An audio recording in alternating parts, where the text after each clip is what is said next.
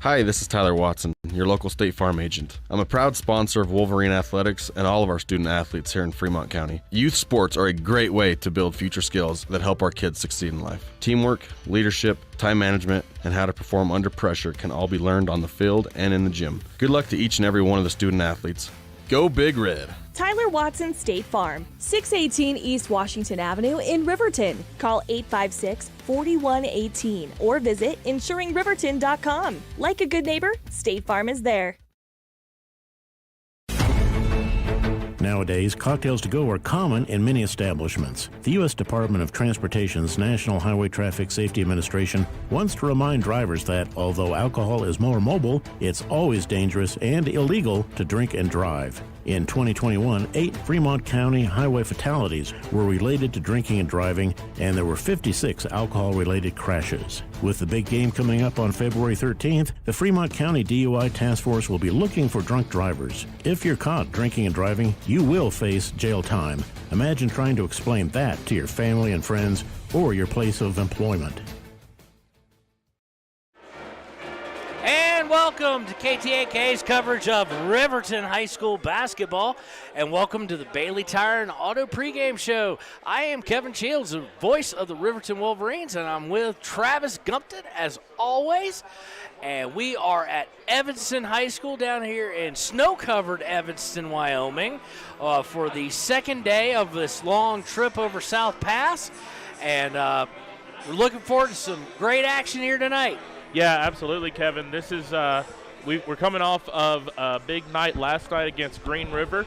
Absolutely a raucous crowd at Green River last night. If you were not with us, go back and watch the stream. It was absolutely fantastic to be there and to be able to witness all of that. It's probably our best crowd of the season on a road game. But coming into today, this afternoon, we've got a couple games that for the Riverton Wolverines and Lady Wolverines, they're big time. Now that they're sitting at the top for the boys of the 4A West, this is a big game. Every game for the rest of the season is big for them. And for the girls, they need to find a bounce back after the loss to Green River last night. And this is an opportunity to do so when you look at the scoring and things of that nature. Pretty close. Evanston's getting about right at 40 points a game, Riverton at 35. The big bugaboo will be Evanston's only allowing about 41, whereas Riverton is allowing 54, roughly, points a game. They both are within one assist of each other per game. Field goal percentage, they're right both around the 30% mark, so not overly good. Free throws are both right at about the 60% mark.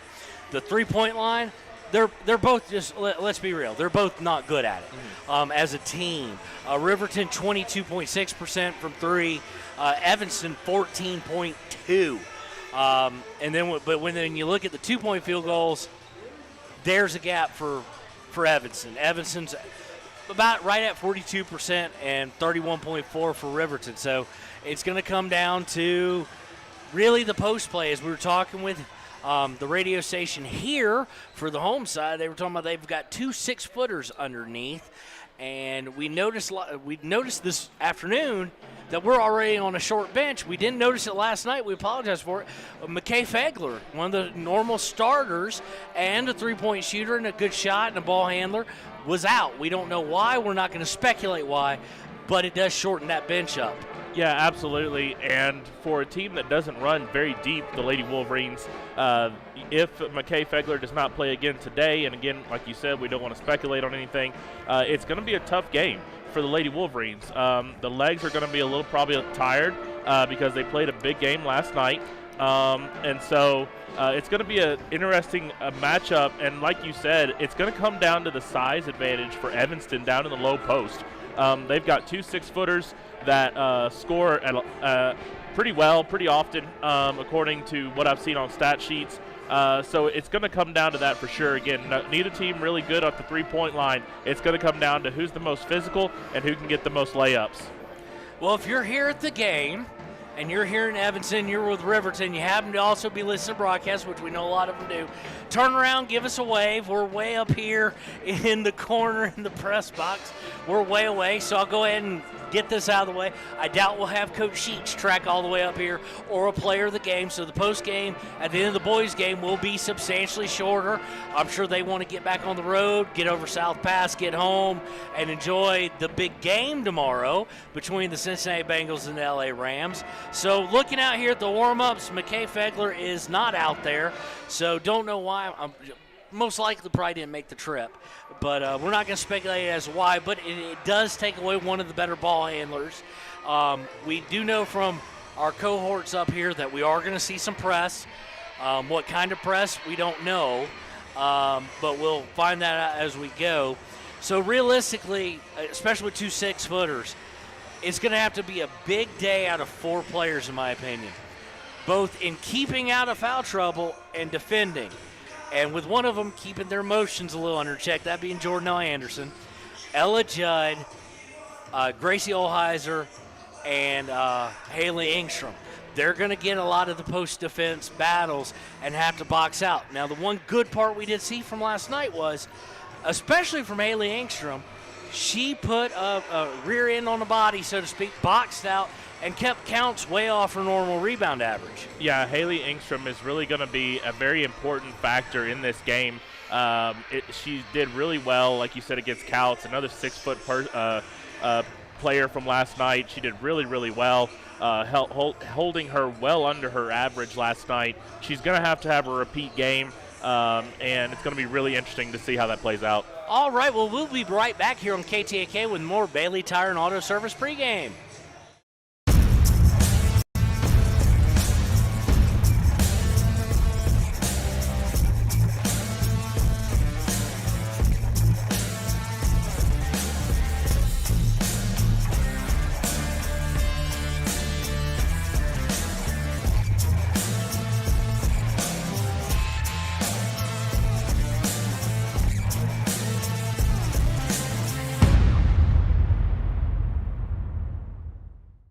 Community Health Centers of Central Wyoming has locations across Fremont County ready to serve you at DuBois Medical Clinic, Riverton Community Health, and Lander Community Health Pediatrics. We accept all forms of insurance, including Medicaid and Medicare. Are you struggling to get medical care? Ask for their sliding fee scale. From family medicine to pediatrics, Community Health Centers are here to serve you. Call 307-463-7160 or visit chccw.org to schedule your appointment.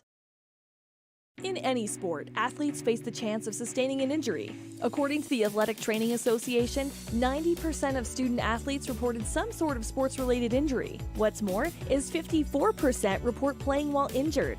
For various reasons, sports-related injuries are increasingly leaving our youth at risk of exposure to opioid-based pain medication. Fremont WhenTheGameSlowsDown.com is here to help navigate monitoring medication, social support, and suggestions on what to do when the game slows down. Brought to you by Fremont County Prevention Program.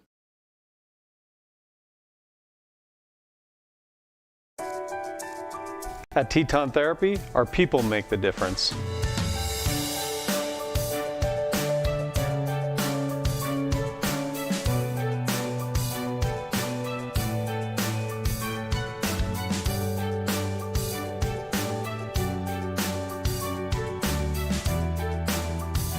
You can live pain-free.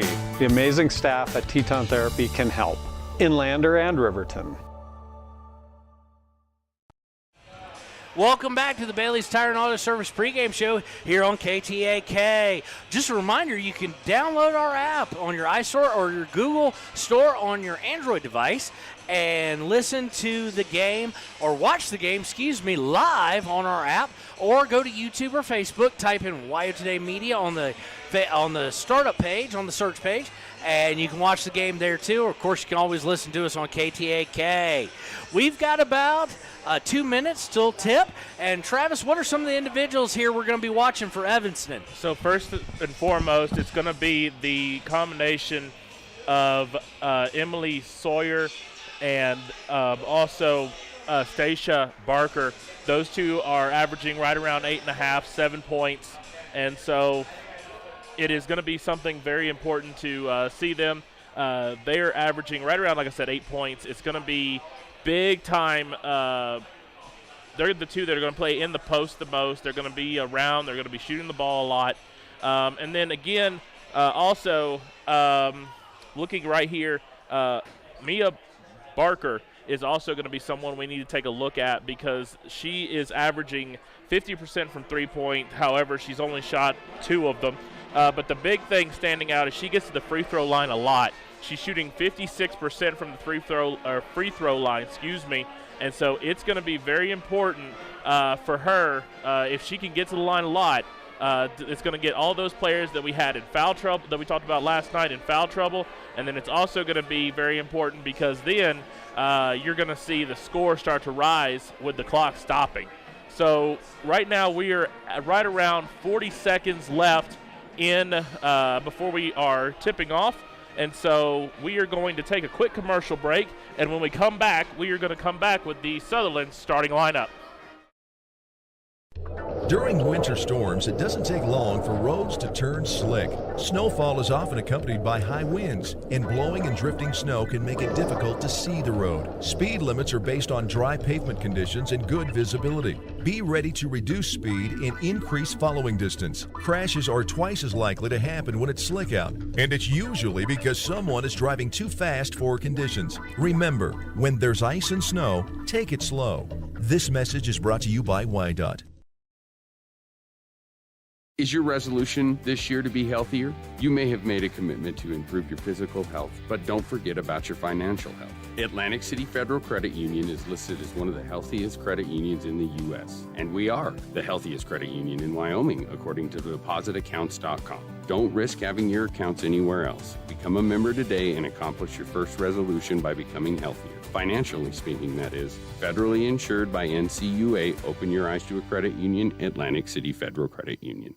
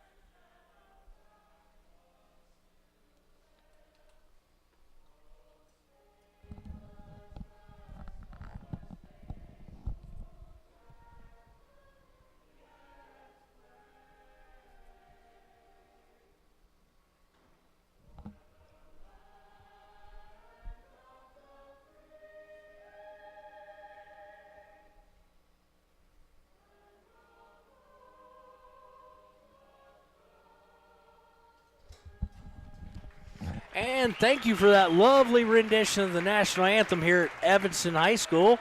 And we're going to go right into your Sutherland starting lineups here on KTAK. We're trying to lay eyes on the home team who is starting for them. I cannot see. Travis, can you? I cannot see from where I'm sitting. I know I see a number 14 down there.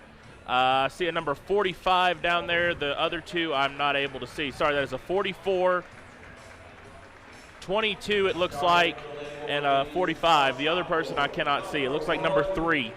I've got 3 and 2. Okay. All right, well, your Sutherland starting lineup for the home Evanston High School Lady Red Devils. A 5'8" senior guard, number 2, Mia Barker. A 5'1" senior guard, Katie Daru. A 5'6" senior guard, Malia Wilson. A 6'2" senior power forward, Stacia Barker. And a 5'10" senior power forward, Lily Johnson. For your Lady Wolverines, it's the same lineup as last night. A 5'8" sophomore, number 1, Paisley Jackson. A 5'9" junior, number 11, Ella Judd. a 5'4" senior, number 12, Camden Sheets. A 5'9" junior, number 15, Jordanelle Anderson. And a 5'10" senior, number 23, Savannah Martinez. Your assistant coaches are Brett Hoover and Jesselyn Meeks. Athletic trainer Ross Anderson. I figure we'll give him a shout out. We haven't all year. AD Reggie Miller. Principal John Griffith. And Superintendent Dr. Joanne Flanagan. Head coach, as always, Travis McIntosh. We'll be right back here with the tip-off here on KTAK. Why should your new floor come from Carpet One? Because we're passionate about the spaces our neighbors call home. We're part of your community, and we're also part of the world's largest cooperative of independently owned and operated flooring stores. So you can be sure you'll get great selection and outstanding value with every installation. Whether it's carpet, hardwood, tile, or luxury vinyl, our experts take the guesswork out of choosing the right floor. We're your local Carpet One Floor and Home, the one store for your perfect floor.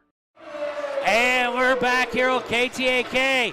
It is time for basketball action at Evanston High School between the Lady Red Devils and your Lady Wolverines. Travis, what are you expecting here? This crowd's a little pumped. It's a little light. It is a Saturday afternoon. Looks like the tip is going to be between Jordanelle Anderson and the 6 foot, oh, she's tall. The 6 foot tall Barker for the Red Devils. Referees are ready, and we are too. Yeah, this is going to be a fun matchup. I'm going to be very interested to see how the size of Evanston plays a factor into this one.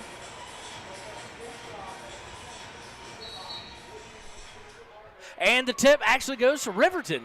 Great job by Anderson. Brought up by Martinez. Martinez goes up to the top of the key. Gets it to Jackson. Jackson for three. Misses all the rim. Catches some of the backboard. Rebound taken away by the younger Barker. Swung over to Daru. Daru over to Rigby. Goes inside. No good. Rebound by Sheets. Sheets going to bring it up and over the timeline. Gets it to Paisley Jackson. Jackson gets stuck, looking for someone to pass it to. Finds Anderson. Anderson up top. Motions for Martinez to go motion. Over to Sheets on the left wing. Screen by Anderson. Gets it over to Judd. Judd back to the right side to Martinez. Martinez for three. No good.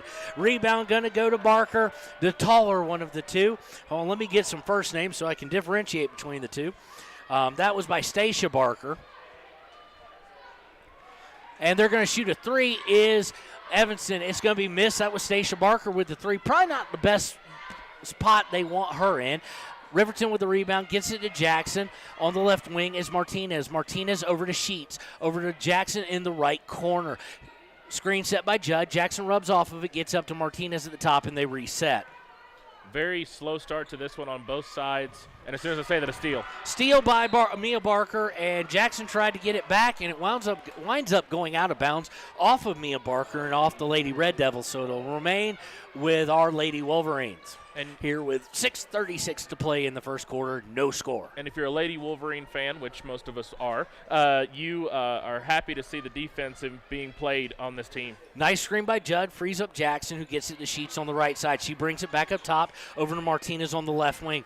Martinez looks, gets it back to Judd up top. Everything around the perimeter right now, as you would expect, facing us 2 6-footers underneath. Judd looks to drive, Anderson drives, pops from 15, misses. Rebound is going to go out of bounds to the Lady Red Devils. And a nice attempt there by, I believe that was Paisley Jackson, with almost the save, just not quite enough. Full court press from Riverton. We haven't seen that except for late in the ball game with a big deficit. They're going to press the Lady Red Devils. They saw something in tape. Almost a steal. Ball goes out of bounds, and they're going to say it went off the Lady Red Devils. Martinez tried to dive to tip at it and try and get the steal. Missed it, but it did influence the play enough where it goes out of bounds. So still 0-0. Sheets on the inbound, comes over the timeline up top. She gets a screen from Anderson and loses the ball. First unforced turnover of the day for Riverton. The Red Devils going to pass it around a little bit in the backcourt, get it to Mia Barker, and come up and set the offense. She swings it to Rigby. Rigby down low, block by Savannah Martinez. Jordanelle Anderson with the rebound. There come the elbows a little bit. She gets over to Martinez. Martinez looking to drive into the paint, and she's going to get fouled. Nice defensive play there at the other end by Savannah Martinez. So foul is going to go against Rigby of Evanston. Her first, team first, here with 5:31 to go in the first quarter. Inbound Martinez from underneath her own basket and swings all the way up top to Sheets. Finds Martinez for three. No good. Rebound is going to fall to Fessler, who's now in the game for the Lady Red Devils. She gets it over to Wilson. Wilson drives, goes underneath, misses everything. Rebound by Martinez, and we're going to have a jump ball between Martinez and Mia Barker. Possession arrow, which I didn't get to say last night, worst rule in all of sports, is going to favor the Lady Red Devils. And I don't even want to touch the whole worst call at all. No. Inbound into the paint. Shot is up and no good by Stacia Barker, the 6-footer so far being controlled by the interior defense of Riverton. We'll see if that can last. Sheets brings over the timeline. She's up top. She's going to go slightly to her right, but then pick up her dribble and get to Paisley Jackson. Jackson refuses a screen from Judd, drives down, tries to kick it. Probably should have gone up with it instead of trying to kick it to Sheets, but it's going to remain Riverton basketball with 4:53 to play in the first. See, with those kind of passes, you want to really get a zip on it so nobody has an opportunity to get a hand on it. I think she's still been better just going up for the layup. It was there. I just don't think she expected it to be there. Inbound to Judd in the corner. Judd's going to drive down. She almost travels, but they call no contact. Misses. Shot goes to Jordanelle Anderson, and it's good. First 2 points of the game, Jordanelle hits from 10. She had to put all of her strength into that shot. That she did. Wilson's going to bring it down for the Lady Red Devils. Wilson kicks it out to Fessler. Fessler is going to drive down. She walked, and they should have called it. They don't. They give her the and one. And Fessler has 2 points off the bench for the Lady Red Devils. It sure looked like she picked up that pivot foot and took a step, but foul is going to go against Savannah Martinez, her first, team first.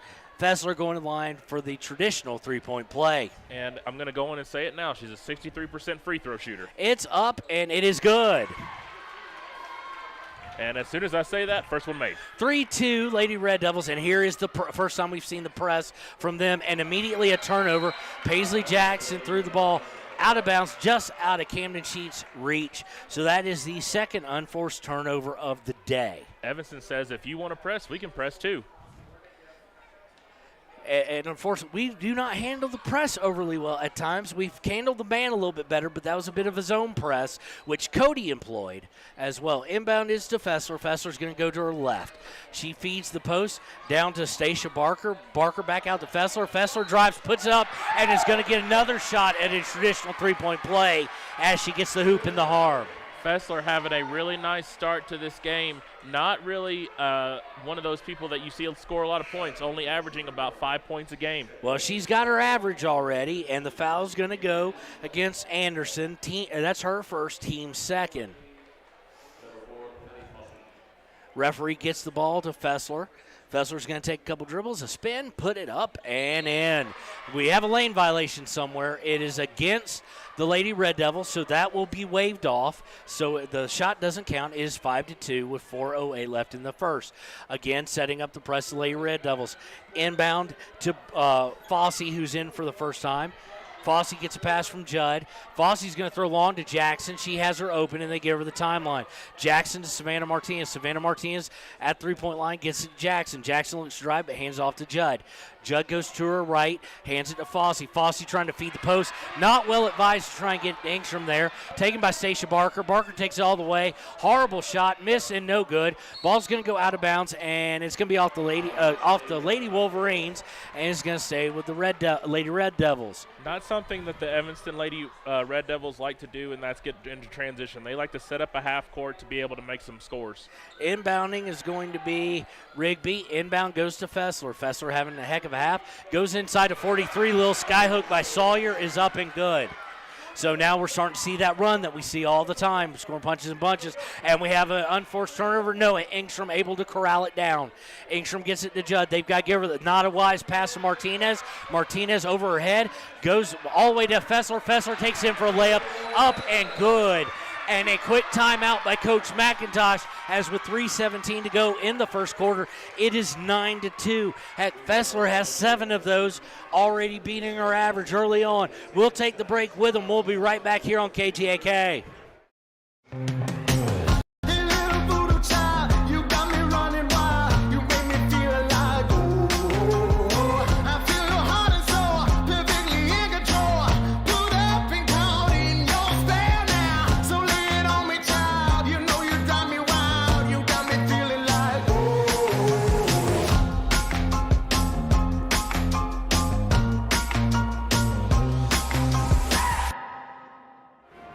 Welcome back to KTAK's coverage of Lady Wolverine basketball here at Evanston High School. Red Devil Gymnasium on the campus of Evanston. Pretty good crowd here for a early Saturday afternoon ball game. Very quickly, it is 9-2 Lady Red Devils. They are in the press. Inbound goes to Maddie Fossey. Fossey's going to bring it all the way down. She gets stuck, and we're going to have a jump ball. Fossey goes to the ground. Fessler really earning those extra minutes, I guess, for the Red Devils, as she was in on that, and she has 7 points already. Possession error, worst rule in sports, going to favor the Lady Wolverines. Martinez is going to inbound underneath her own basket. She inbounds to Jackson. Jackson has it over in the right corner. Jackson trap, gets it up top to Engstrom. Engstrom underneath the Martinez. I think they're going to call a foul on the floor, and they do. That foul going to be against the Lady Red Devils, number 45, maybe? 44. It's going to go against Stacia Parker, one of the 6-footers. It's her first, team second. Inbound to Martinez. They leave her open for 3. She shoots up and no good. Inbound, rebounded by Paisley Jackson. Jackson goes up with it and is fouled, I think, by number 44 again. So it is against number 44. So Stacia Parker quickly with 2 fouls. 13 foul. Paisley going to go to the line for 2 shots. And for Evanston, Stacia Barker is not somebody that you want in early foul trouble this early. Now, I love Paisley's free throw routine. She puts the first one up, and it's good. Yeah, if you've never seen Paisley Jackson with the at a free throw, she takes a spin, high step on her right, and then takes the ball for the shot. She starts about 3 feet off the line and then comes up to it. So there's 3 power dribbles, spins it, steps into it, high step with her left foot, puts it up, no good. Rebound goes to Johnson. Johnson to Fessler. And here come the Lady Red Devils with a 9-3 lead with 2:47 to play in the first quarter. Fessler on the left wing. She's going to go all the way across court. 15-footer going to be shot by Wilson, is missed. Rebound by Sawyer. They kick it back out to Wilson, and we're going to have a foul, I do believe, against Maddie Fossey there. And that is indeed what the case is going to be. Fossey with her first foul, team third. So it'll be side out to the Lady Red Devils. They inbound underneath, overthrown, didn't work, went out of bounds, and it'll be an unforced turnover on them as well. So she was open, but not able to connect, and good thing for Riverton. Yeah, that was almost a wide open layup there for Emily Sawyer. Inbounded to Engstrom. Johnson over to, who's checked in the game. We're going to get a walk on Fossey. She didn't know if she wanted to pass or go with it, and she tried to do both at one time. And it's going to be a quick turnover, not what Riverton needed. Third unforced turnover of this game, still in the first quarter with 2:29. Inbound by Wilson. Wilson gets it to Fessler. Fessler up top, sets the play, goes to her left. She's going to look to go underneath. She does. Little baby hook from Sawyer is up and good. She's got a quick 4, and it's all of a sudden 11-3. Press set up. Fossey's able to break it. She loses control of the ball, and we go to the ground. We're going to have a jump ball, no doubt. And they're going to call timeout by Riverton. They're going to award the timeout quickly. Coach Mack with the timeout, so we'll take it with them. Again, 11-3, all Lady Red Devils here on KTAK. Gotchi Rehabilitation and Wellness knows what it means to be on top of your game. For over 60 years, Gotchi has led the field in providing physical therapy, occupational therapy, and wellness in Thermopolis and their facilities in Worland, Basin, Cody, and Shoshone. Whether you're recovering from an injury, deconditioned, post-stroke, or just looking to take control of your health, you'll find years of dedicated experience paired with personal care at Gotchi Rehabilitation and Wellness. Learn more at gotchi.org.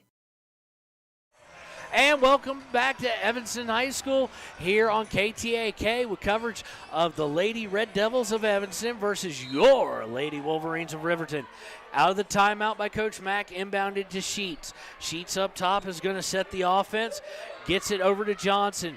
Johnson playing in place of Fegler right now. Swings all around. Sheets with a three. Good! That a shot by Sheets. The Lady Wolverines needed that shot badly. They did indeed, 11-6. Now Riverton in the press, something new we haven't really seen a whole lot. They're trying to pressure the Lady Red Devils, who break it fairly easily, drive all the way down, puts it up, no good. Engstrom fights for the ball against 2 6-footers. That's kind of hard. Again, we go down, and Engstrom does come away with it, and she comes out. She's going to have an easy path to get over the timeline, but she gives it to Sheets when there's no pressure being seen. Sheets to Johnson on the right wing. Johnson surveys the situation, gets it down to Engstrom, who's driving down. She puts up. She's going to get a jump ball. Okay, possession arrow favors the Lady Red Devils, so that'll be a turnover, so to speak, on the jump ball. I'm going to be quiet on that one. Referees work hard. I do. They have one of the harder jobs in sports, so I'm going to be quiet on that one. Inbounded by the Red Devils. Fessler's going to bring it up. Johnson trying to give a little token pressure on her. Fessler goes all the way to her far left. Throws it inbounds into Sawyer. Sawyer misses, gets her own rebound because no Riverton player tried to get it, and goes back up to Fessler. Fessler looks over at the bench, gets the play called by Coach Dolezal, and she's going to drive down the right wing. She's going to get stuck on the baseline, kicks it back out to Rigby. Rigby over to Mia Barker. Mia Barker drives, puts it up and in, and good. Multiple times, the Lady Red Devils almost were blocked off, but finally Mia long pass to break the press to get over to Olheiser, who's now in three-pointer by Camden is good. Camden Sheets is now starting to find that long range. That is a great sign if you're the Lady Wolverines. 13-9. Sorry to jump on top of you there on that one. Fessler gets it over to Mia Barker. Mia Barker surveying the situation. She's going to look to drive again. She does, but she kicks it out this time. Little 15-footer is no good. Rebound is by Johnson, up and good for Evanston. Too many second chance points, Travis. Yeah, and there was no Lady Wolverines around. Jackson there hemmed up on the sideline, but she's bailed out by a foul. That foul's going to go against number 42. That's Fessler, her first and team fourth against Lady Red Devils. So Johnson will look to inbound. Johnson playing pretty well for someone who did not see a lot of minutes and suddenly forced into it. Oh, I didn't even notice the time. So a long shot by Jackson in the first quarter falls short, but not a bad first quarter. At the end of one, Lady Red Devils 15, your Lady Wolverines 9. We'll be right back on KTAK. Your car or truck is an investment. When it needs repairs, you need someone you can trust to do the job right. Take it to Gunners Automotive. They repair all makes and models of cars and trucks, from oil changes to brakes, tires, and more. Gunners Automotive, 856-2288. Riverton's Hampton Inn & Suites is proud to sponsor our youth athletics in Fremont County. Fremont County's school athletics provide our youth timeless experiences and lessons that can lead to success for life. Setting goals, teamwork, and hard work make young athletes into good citizens. High Plains. And welcome back to KTAK's coverage of Riverton basketball. Just a reminder, download the app. I'm demanding it. Just go download the app. Travis, have you downloaded the app? I have downloaded the app. So if you're listening to this, how come you haven't? That's the question. Let us know. It is 15-9, one of the better first quarters as of late for Riverton. And one of the primary reasons for that, scoring outside of Savannah Martinez. Anderson with 2, but Camden Sheets, Coach Bo Sheets' daughter, with a quick 6. Hitting those threes that she struggled for this season. So let's see here. It's going to be inbounded by Riverton. They're going right to left on your radio dial. Start the second quarter. Savannah Martinez has it, is going to get trapped up, and it's going to be an unforced turnover. Down come the Lady Red Devils. Number 2 puts it up. She's going to get fouled from behind, though. Not a good foul by Paisley Jackson there. Just ran into her from behind. So that's going to be Paisley's first, I do believe. Yes, it is. And team 4th here is going to be a shooting foul for Mia Barker. She's going to put the first one up and good. Barker, a 56% free throw shooter, and that means she's probably going to miss the next one. But since you said it, she's going to hit it. The next one, yeah. That's how, if you were listening last night, that's how it happens here. In and good. I thought maybe a lane violation again on like 5 people. Inbound Sheets, press is set up, but they break it easily. Jackson has Martinez open. She puts the layup up and good. Nice move there by Martinez, not rushing the shot, making it very high accuracy. One of the differences I think we're seeing is they're not panicking in the press. They've had some turnovers off of it, but they haven't panicked. Fessler for the Lady Red Devils is going to get over to Mia Barker. Mia Barker almost gets it stolen, kicks it out to Wilson. Wilson's going to set the play. Martinez is on her defensively.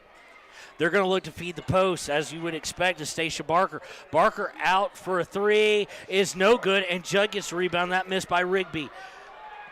Judd gets it over to Sheets, and down they come. Martinez almost had an open look at 3, turned it down. Sheets barely able to contain that pass, but they need to just settle down. They do, and get it back to Martinez. Martinez cross court to Paisley Jackson. Jackson's going to bring it up top, go to her, Martinez again. They try and feed Judd on a cut. It's overthrown, and Wilson comes away with it for Evanston. Wilson's going to try and go coast to coast, puts it up, and no good, but a rebound by Mia Barker. Mia Barker out to Fessler. Fessler for 3. She's gone cold a little bit now. Rebound, though, is going to be long outside, and it's going to go to Fessler, who gets over to Wilson. Wilson looking to get it inside, going for Stacia. Stacia Barker puts it up, no good, but she's going to get fouled by either Camden or Judd, one of the two. Let's see here. The foul's going to go against number 12. That is Camden Sheets. That's team 5th, her first. Stacia Barker at the line, shoots the first one up and good. Barker on that down low pass had to tip it to herself 2 times before she was able to get it and go up for the shot. Referee grabs the ball, gets it back out to Stacia Barker.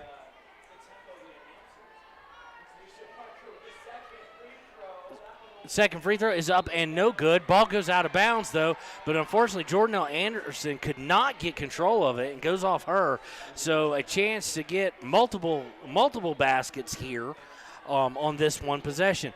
Inbound goes out, it comes up, kind of bounced around ping pong ball style, and Paisley Jackson comes away with it.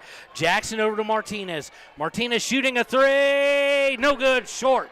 Rebound's going to go to Sawyer. Jackson all over her. Jackson now pressing DeRue, who is in the game, and she's going to travel. First, I think that may be the first press turnover caused by Riverton. That's not an indictment of their press. We've seen more of it today than we've seen all year. Yeah, this is not something that we normally see from the Lady Wolverines, but it's effective right now. So 18-11, no field goal so far. Inbound to Martinez for 3, no good.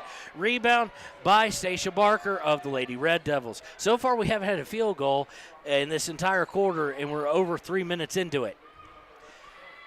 Lady Red Devils going to swing it around the horn. They get it up to DeRue. DeRue over to Mia Barker. Barker on the left wing. She looks to drive. She does drive baseline, puts it up. No good, blocked by Martinez.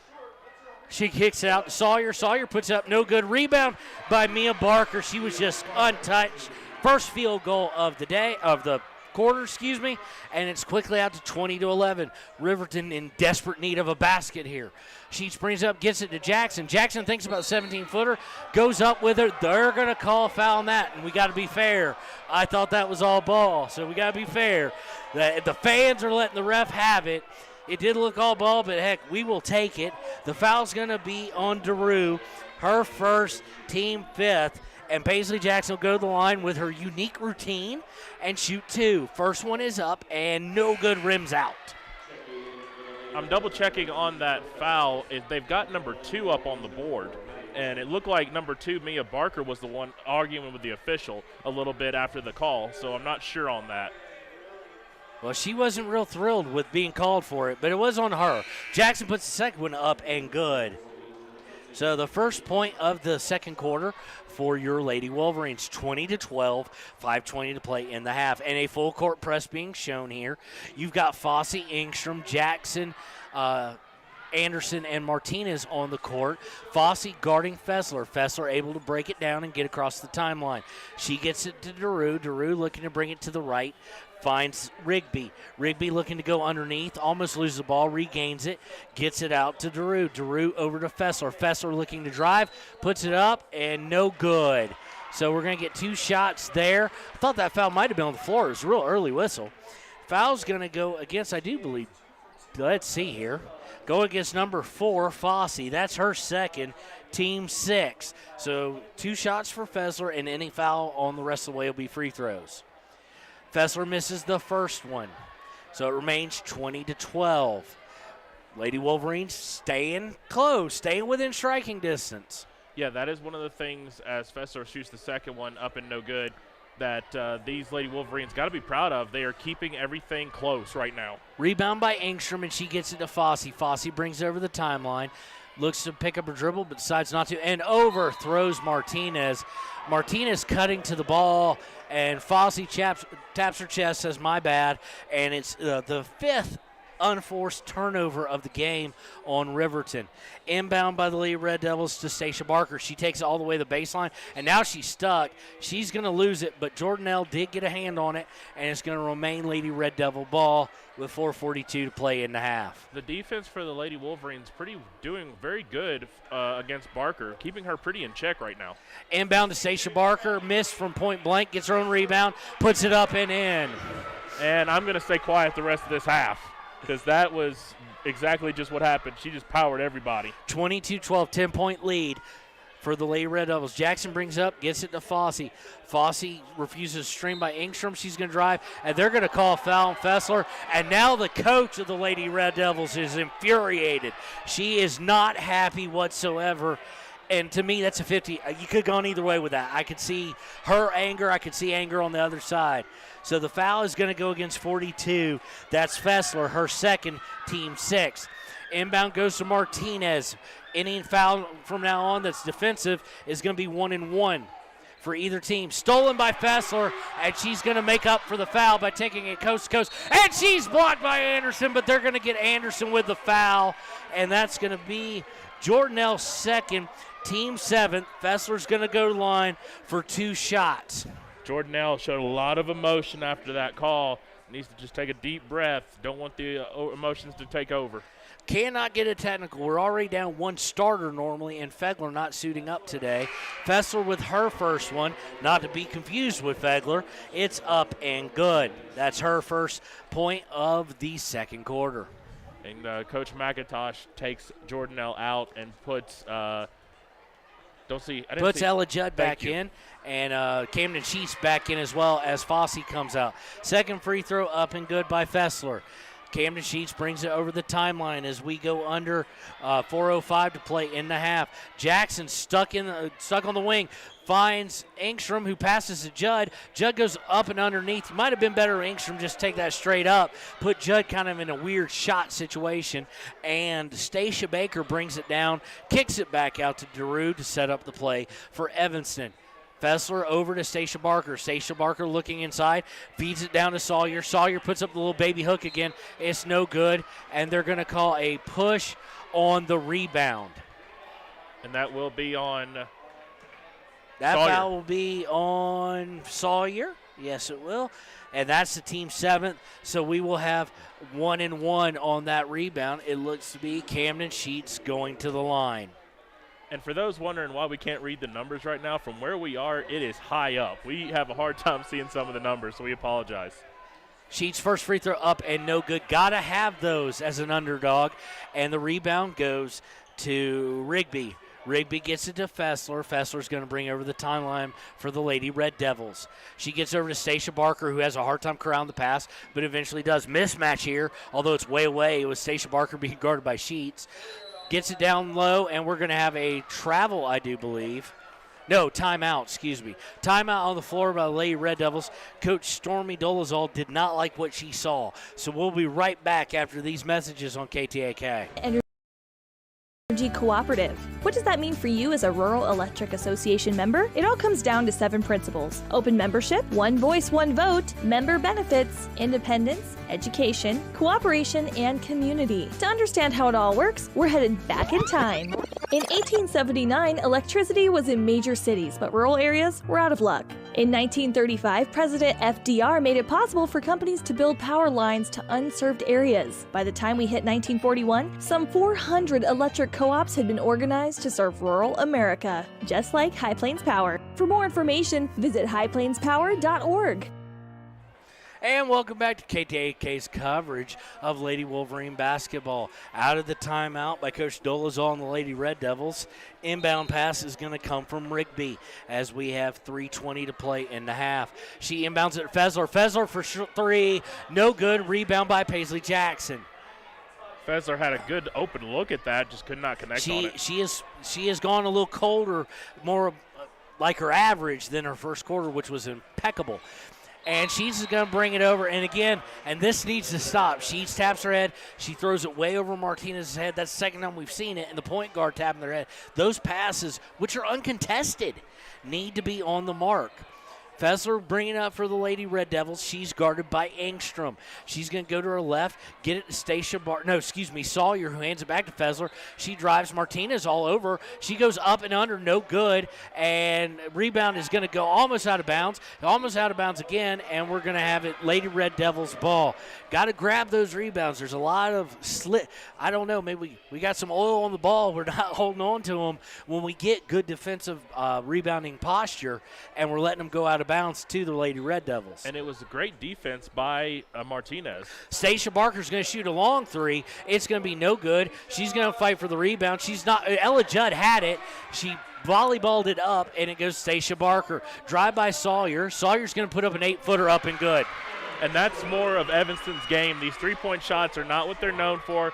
Getting in close to the basket, that is Evanston's ball game. 26-12. 1 point for your Lady Wolverines in the second quarter. No field goals, obviously. Sheets to Martinez. Martinez back to Sheets. Again, almost an overthrown pass. Over to Jackson. Jackson for 3. Off the board and no good. It was good movement. Sorry. Rebounded by Stacia Barker. It was good movement, just didn't go in. And was kind of a quick shot. The three-pointer, they're trying to get back in it too fast. They're going to have to run their offense. Fessler drives down, puts it up, no good. Rebound by Engstrom. Engstrom comes away. The Riverton Lady Wolverines in desperate need as we're now under 2 minutes to go and not a field goal in the quarter. Martinez for 3. Good! She heard you and said, just give me 1 second there, Mr. Kevin, and I'll take care of that. 26-15. If they could get this under 10, it'd be an interesting half. Swung over to Rigby. Rigby to Stacia Barker. She goes inbounds to Sawyer. Blocked by Martinez, but she gets her own rebound. No good. Rebounded it again. Up and good. Got a box out. And that's the size differential there for Evanston in the low post. They come up. Engstrom now with it on the right wing. Gets it. Sheets up top over to Martinez. Back to Sheets. Sheets thought about 3. Goes to her right and passes it absolutely to nobody in that position. And in the 6th or 7th, unforced turnover of the day. 28-15. 1 minute to play in the half. 13-point lead for the Lady Red Devils of Evanston High. Fessler's going to bring it in. She's getting a lot of playing time, and she's played well for them. Gets it over to Mia Barker. Mia Barker on the right wing gets it back up top to Sawyer. Sawyer looks to go inside. She goes to Johnson. Back out to Mia Barker. Mia Barker from 15. No good. Rebound is followed. Missed by Johnson, and Paisley Jackson comes away with the rebound as we go under 36 seconds to play. Long shot by Martinez, draws maybe a little bit of rim just to avoid me having to say an air ball, but it goes out of bounds off the Lady Red Devils, so bailed out a little there. Three-pointer would be nice, make it a 10-point game, possibly going to half. And if I'm the Lady Wolverines, I am not rushing this shot at all. Jackson inbounds to Fossey, who is checked in. Fossey to Sheets on the right wing. Engstrom with a screen over to Olheiser to Jackson on the left wing. Jackson to Sheets. Sheets actually looked at it like she thought she might send it. Olheiser back up to Jackson up top. Jackson with it as we go under 16, 15. Over to Fossey. Fossey looks to drive, feed the post to Engstrom, and she draws the foul. And they're having to pull away Johnson as she wanted to get in the referee's face. We're all for that. Give us some free points possibly at the line. So Johnson is going to they're going to call Mia Barker with the foul. Her second, team 8th, and Engstrom's going to go to the line for 2 shots. First shot is up and is well short, just barely hits the front iron. Good look there, though, by Maddie Fossey to find Engstrom down into the low post. So the referee hands it back to Engstrom. She takes 1 dribble, 2 dribbles, 3 dribbles, 4 dribbles, puts it up, and it is going to have lane violations everywhere against Riverton, leading the way with her little hitch in that shot. So that shot wouldn't have counted, didn't go in anyway. So 28-15, we're under 10 seconds to play. Fessler now realizes that's going to bring it up. Engstrom trying to cut her off, and she's going to dribble it out of bounds with 5.1. So good defense by Engstrom. Fessler not happy with herself, you can tell. And let's see, they should know how much time is left here. Should be trying to hit Jackson on the run to get her going instead of just slowly just standing there waiting for the pass. We're going to have a substitution here. Actually, not a substitution, just a defensive assignment switch by the Lady Red Devils. Inbound is going to be from Sheets to Jackson with 4 seconds, 3 seconds, 2 seconds, 1 second. Half-court shot. She got all into it, but she cleared the backboard. If it's football, field goal up and good. So at the half, the Lady Red Devils at Evanston High School, 28. The Riverton Lady Wolverines, 15. We'll be right back with the Tyler Watson State Farm halftime show here on KTAK. Ever wonder why so many babies are delivered at Hot Springs Health in Thermopolis? Could it be the exceptional prenatal care offered by our providers? Or our convenient family practice clinics located in Thermopolis, Warland, Basin, Shoshone, and Riverton. Maybe it's our new OB suites with large jetted tub, or maybe it's the place where you know you can find all of this and more.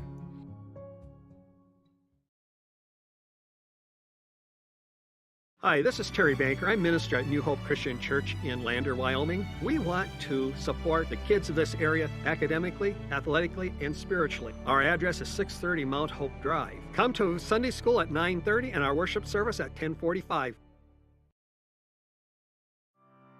Former University of Wyoming quarterback Josh Allen is worthy of Wyoming. 23 plays into my first start here at the University of Wyoming. I dropped back, kind of went through a progression. I saw the middle of the field kind of open up. I decided to lower my shoulder. His helmet went straight into my collarbone here. We landed on the 20-yard line. At that moment, I knew something was really bad. So Josh's collarbone was pretty bad. He had broken in multiple places, and it required hardware fixation with the plate in order to get it back together. It was devastating news to me and my family, just knowing that, it could have ended 23 plays in. We had no question whether we could perform the surgery here, given our wide range of varying subspecialties within orthopedics. I would recommend Premier Bone and Joint Centers. The thing that made me feel really comfortable with them was they made it feel like your own family. I think he'll have no problem performing in the NFL. His rehab and his recovery done very well, and I don't see any restrictions on him whatsoever. They want the best for you, and they won't steer you wrong. Let us show you why we're worthy of Wyoming. Welcome back to the Tyler Watson State Farm halftime show. Right now, Lady Red Devils, a little bit better look. It's 13-point lead. They've got to cut down on the long droughts, and we saw that again today, Travis. Yeah, absolutely. The Lady Wolverines definitely need to figure out a way to go on a run of their own. Like they've been dealing with all these runs from everyone else. If they can put a run, they need to be able to put a run together themselves, and they have the capability of doing it because we've seen it. They just got to, instead of scoring a point, 3 points or whatever, and then wait 5 minutes, that needs to change. Yeah, 15-11 at the end of one, 28-15 at the end of the half. Yeah, not a field goal for Riverton until under 2 minutes to play in the second quarter. They went the entire quarter without any shots, and some of it is not taking shots, and some questions maybe arise. Sheets came out on fire, and then we saw her not play for a long extended period of time. Part of that's legs, having played last night, obviously, and Coach Mack knows what he's doing. But when she came back in, she really didn't take a shot. She didn't look for a shot. She got real timid again, which you'd like to see her go back to it. Finally, you did have Martinez opening up with a 3 and getting that back into a 13-point lead. But got to hit the free throws, got to hit that. Your stats at half for the home team, Lady Red Devils, they're led by Fessler, who's almost doubled her average. She averages what, Travis, about 5 points a game or so? About 5.9 right now. 5.9. She's got 9 points in the first half. Sawyer has 8. Mia Barker was 6. Stacia Barker, what's her average, Travis? She is averaging 8.5. She's averaging 8.5. She only has 3, and the rebounding advantage that comes with her height has been somewhat minimized. The unfortunate part is where she has dropped off and has been boxed out well, that has left Sawyer and Johnson underneath to get some activity going. And Johnson has 2 for them. For your Lady Wolverines, the leading scorer is still Sheets, which is a bit concerning because she had 6 in the first quarter. She still has 6 all half, and no one was able to step in there. So she has 6. Savannah Martinez with 5, and then Paisley Jackson and Jordanella Anderson each with 2. Anderson and Fossey both have 2 fouls. On the other side of the equation, Mia Barker, Fessler, and Stacia Barker for the Lady Red Devils all have 2 as well. So we've got about 5.5 minutes left here on the Tyler Watson State Farm halftime, and we're going to go and pay some bills here real quick, and we'll be right back with more Lady Wolverine action on KTAK. Hi, this is Tyler Watson, your local State Farm agent. I'm a proud sponsor of Wolverine Athletics and all of our student athletes here in Fremont County. Youth sports are a great way to build future skills that help our kids succeed in life. Teamwork, leadership, time management, and how to perform under pressure can all be learned on the field and in the gym. Good luck to each and every one of the student athletes. Go Big Red! Tyler Watson State Farm, 618 East Washington Avenue in Riverton. Call 856-4118 or visit insuringriverton.com. Like a good neighbor, State Farm is there. When repairs are complete after a collision, you expect your car, SUV, or truck to look like new. That's the service you'll receive at Stork Auto Body in Riverton. Professionalism and meticulous attention to detail. You can depend on Stork Auto Body, 841 Miniweb Avenue, Riverton. The choice is yours. Sutherland's Friends of the Family Plus Consumer Credit Card lets you choose from 5% off instantly at the register or special financing on qualifying purchases. That means no forms, no waiting, no rebates. You can choose 5% off instantly with your Sutherland's credit card. Got a big project? Choose special financing. The choice is yours with Sutherland's Friends of the Family Plus Consumer Credit Card. Subject to credit approval. Minimum monthly payment required. See store for details. Only at Sutherland's. There are 2 ways to buy 4x4 gear, the expensive way and the smart way. The expensive way is when you buy a new truck or SUV and the dealer sells you the brush guard, the heavy-duty bumpers, the steps, lights, winch, you name it. He rolls it all in with your loan into your monthly payment. But here's the smart way. Shop at Wyoming 4x4, where you get expert advice from Dan, quality gear, professional installation, all for a whole lot less than you'd spend at a car dealer. Wyoming 4x4 on North Federal in Riverton. The smart way to roll. From the wide open spaces to the canyon near you, Wyoming.com is reaching more homes and businesses than ever before. For more than 25 years, we've aimed to provide the best internet and phone service to meet the needs of our customers all across the great state of Wyoming. Now it's getting even better. Wyoming.com, expanding to an area near you. Wyoming.com. We're out there. Central Wyoming College now offers Bachelor of Applied Science degrees in Early Childhood Education and Organizational Management and Leadership, with an emphasis in outdoor education, tribal leadership, or business and entrepreneurial leadership. CWC offers 3 ways to learn: online, virtual, and in person. Learn, grow, lead, and advance at Central Wyoming College. CWC is leading the way with expanded programs in the Bachelor of Applied Science degrees. A proud sponsor of this broadcast is Bailey Enterprises. For over 50 years, Bailey has become the name you can trust. With Pit Stop Travel Centers, you can fuel up and stock up on trip snacks at locations all over Fremont County. You can also put your trust in Bailey Tire and Auto for service to keep handy for those times when your luck runs out on the road. Refresh at the Speedway Cafe with a dine-in meal or a round of carry-out with a variety of specials to keep you going. Go with Bailey.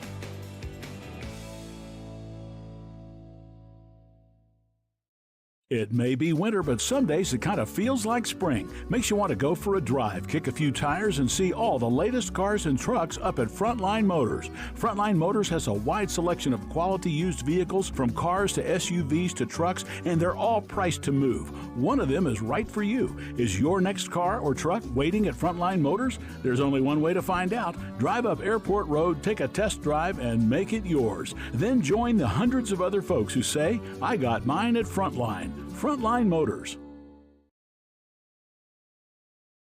Why should you choose Lander Medical Clinic or Western Family Care for your health care? In addition to 4 locations in Fremont County, they also provide telehealth. Telehealth can be your go-to answer when you're out of town, on the road, or just can't get to urgent care. All you need is a good internet connection. To schedule a telehealth appointment, call 332-2941 today. That's 332-2941. Lander Medical Clinic and Western Family Care. With telehealth, they're putting your health first every time. Riverton Vision Center offers comprehensive eye health exams, highly trained staff, and a large selection of fashion eyewear and sunglasses. Dr. Frazier, Dr. Hinkle, Dr. Ballard, and Dr. Davis offer over 70 years of experience. Call Riverton Vision Center at 856-9451 to schedule an appointment today. And welcome back to KTAK. We're starting the second half. Lady Red Devils will start with the ball, and they're going to go right to left on your radio dial. Inbounded to Fessler. Fessler has it up top. She's going to swing to Mia Barker. Mia Barker looking inside for Stacia, but gets out to Sawyer up top, who throws it into Stacia. She's up and good to open up the scoring. Good opening look there for the Lady Red Devils. Press is set up. Anderson has it in the backcourt, over to Judd. Judd to Sheets. Sheets brings it over. She's going to be trapped potentially. She's able to pass to Judd to get out of it. Judd to Sheets. Sheets up top, about 5 feet ahead of the three-point line. Gets it over to Martinez. Martinez looks underneath and dribbles up top. Gets it to Anderson. Anderson looking. Judd maybe just a screen. Nope. Throws it to Martinez up top. Martinez resets the play. Gets it over to Sheets, and she dribbles it up top. We're not really making any progression towards the basket there, Travis. Yeah, it's just been like side to side, not much going on really. Jackson gets it to Martinez. Martinez brings it back up, going side to side, picks it up, gets it over to Sheets on the left wing. Sheets is going to bring it up top, get it to Jackson.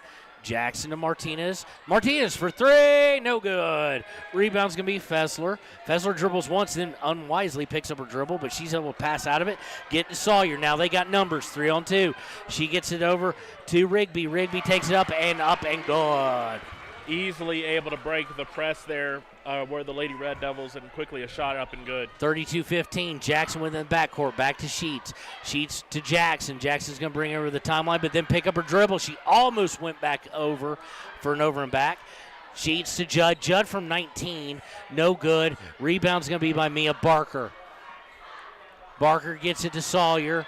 Sawyer going to dribble it up. They don't have numbers. Oh, but they had Stacia Barker wide open. Fessler gets it over to Mia Barker. Mia looking inside, but gets it up top to Sawyer. Sawyer going underneath to Stacia again. A little bit too underneath their own basket. It's going to get stolen away, and now we're going to have a jump ball, I guarantee you. And Anderson with those elbows, they're like lethal missiles there. Yeah, she was swinging hard, and it looked like I read her lips from up here. It looked like she was trying to call a timeout, but she didn't have full possession. And it didn't matter because save the timeout, you get the possession error, the worst rule in all of humanity. You're going to play catch-up this week, aren't you? Yes, I am. Sheets with the ball. She brings it over the timeline, gets it Jackson. Jackson immediately double-teamed with a trap. She tries to get out of it, dribbles into worse trouble, and she's going to walk it. She switched her pivot feet, and there's another unforced turnover. 9 now on the day for Riverton. And Paisley Jackson was calling for help. She was begging for help, and no one was coming.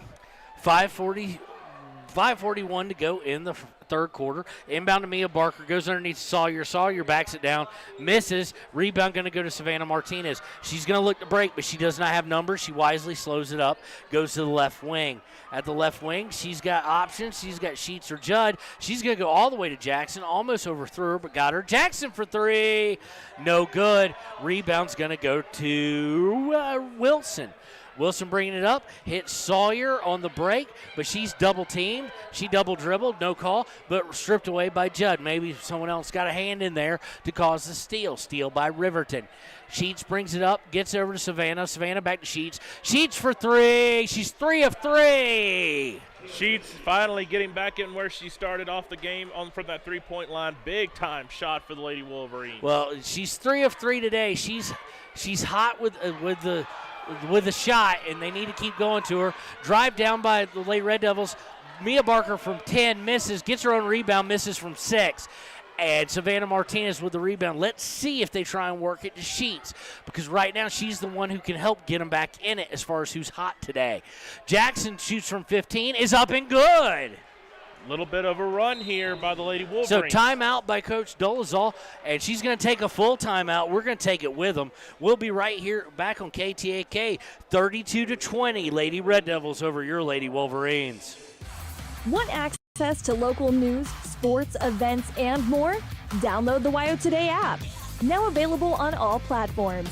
Stream your favorite radio station, submit something to buy, sell, or trade for deals on the dial, or view contests and special coupons.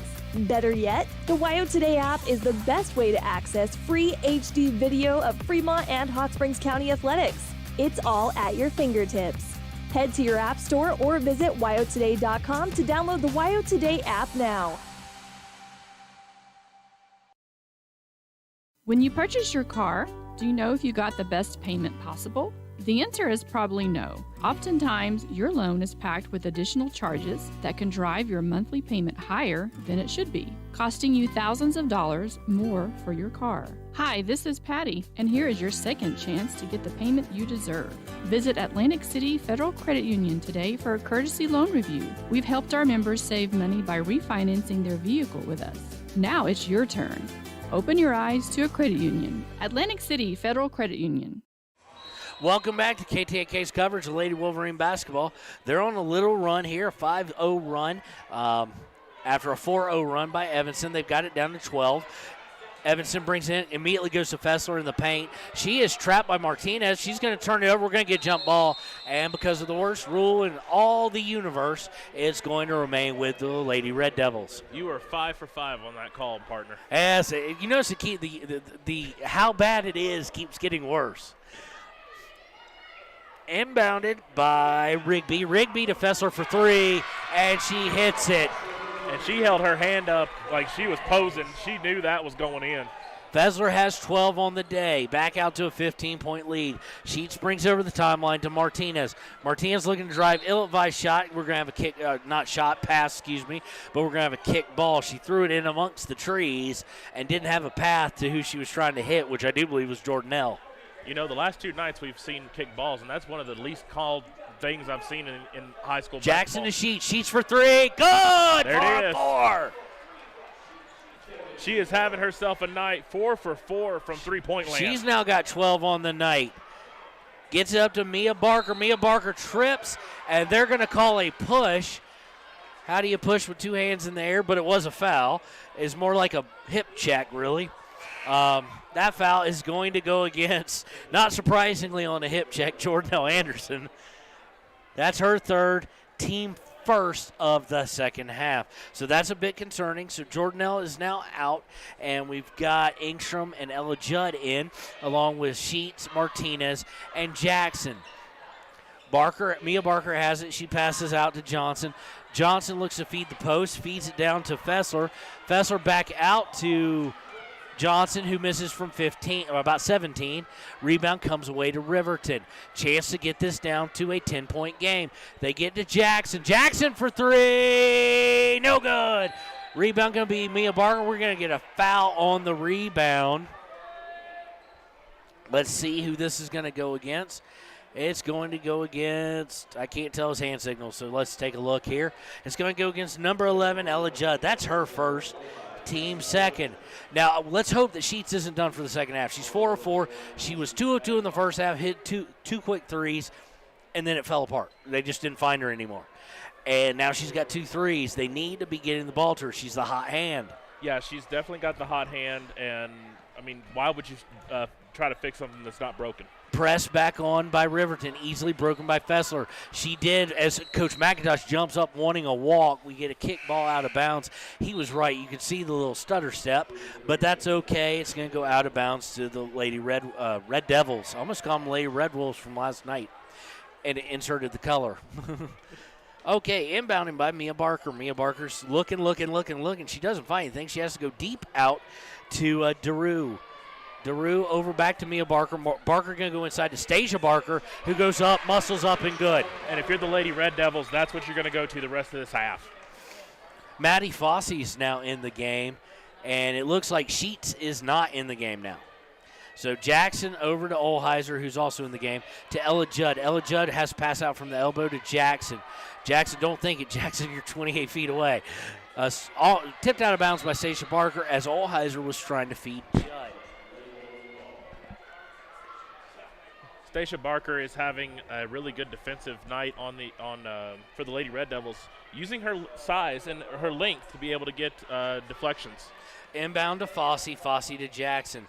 Jackson on the right corner. She has to swing it all the way around to Olheiser to Judd. Judd out to Fosse. Fosse lets drive, gets it Jackson. Jackson from 19. Good. Paisley Jackson. Long two. Good job there by Paisley Jackson for the open shot. 37-25. This is kind of the point where Riverton hasn't been able to get it down to 10 points or less. Broken press, they get it over to Sawyer. Sawyer from 15, no good. Fosse comes away with a rebound. She's looking to break, but she needs to slow down. It's 1-on-5. She gets it to Jackson. Jackson from 17, good! And now Paisley Jackson starting to feel it a little bit here. It's a 10-point game. Minute 50 and counting to go in the third quarter. 10-point lead for the Lady Red Devils. We're going to get a whistle on the floor. We're going to get a timeout on the floor. So we're going to take it with them. It's only 30 seconds. We'll be right back on KTAK. Hello, I'm Janice K. Bradley, and I'm here to tell you the miracle that Fremont Therapy did in making it possible for my left hand to ever work again. I went to the orthopedic surgeon with this broken hand, and that's when he told me that it would not bend again. So I was really discouraged. Mitch is the hand specialist, and so he's the one that worked and got me where I could bend my hand. The atmosphere is so friendly and professional, which is a combination you don't always get. For more information, visit FremontTherapyGroup.com. Welcome back to KTAK's coverage of Lady Wolverine basketball. We have 1:45 to go in the third quarter here in Evanston. The Lady Red Devils of Evanston, 37. Your Riverton Lady Wolverines, 27. So tighter game than we've had the last several weeks. Stolen away by Fosse, and it's going to be tipped out of bounds by Mia Barker. So a chance to get it down to single digits here with 1:42 to play in the third. And if you're the Lady Wolverines, you're loving that. Let's see, Sheets is back in the game.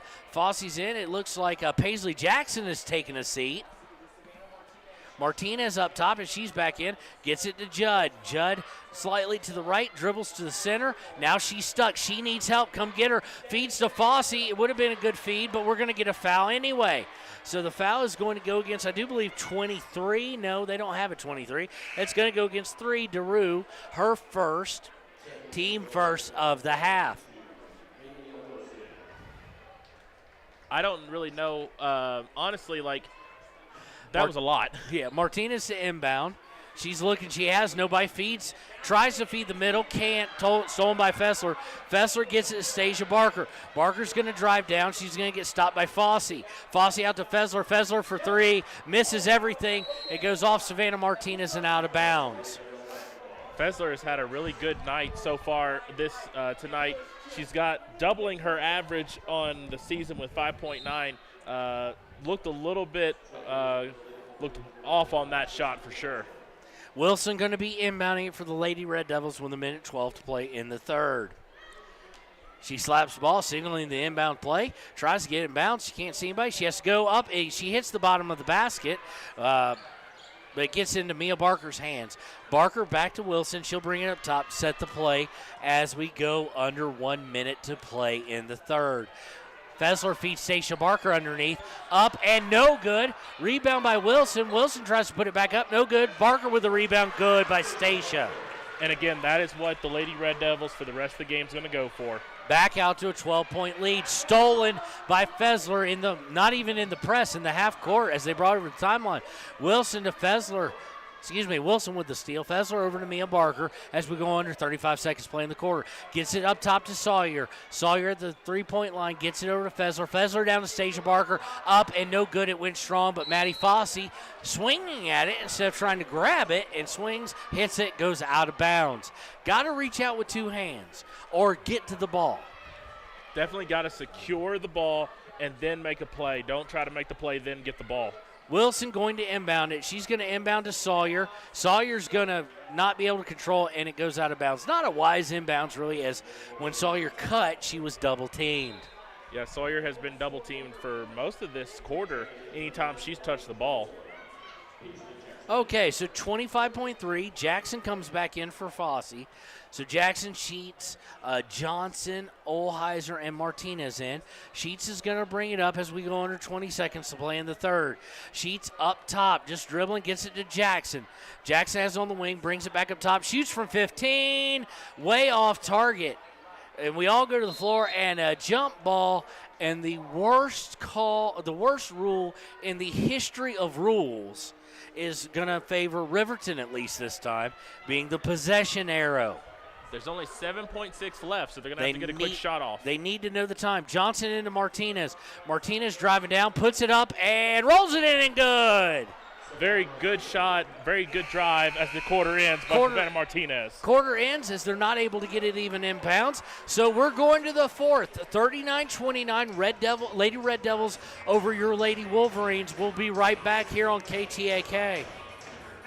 Hi, this is Tyler Watson, your local State Farm agent. I'm a proud sponsor of Wolverine Athletics and all of our student athletes here in Fremont County. Youth sports are a great way to build future skills that help our kids succeed in life. Teamwork, leadership, time management, and how to perform under pressure can all be learned on the field and in the gym. Good luck to each and every one of the student athletes. Go Big Red! Tyler Watson State Farm, 618 East Washington Avenue in Riverton. Call 856-4118 or visit insuringriverton.com. Like a good neighbor, State Farm is there.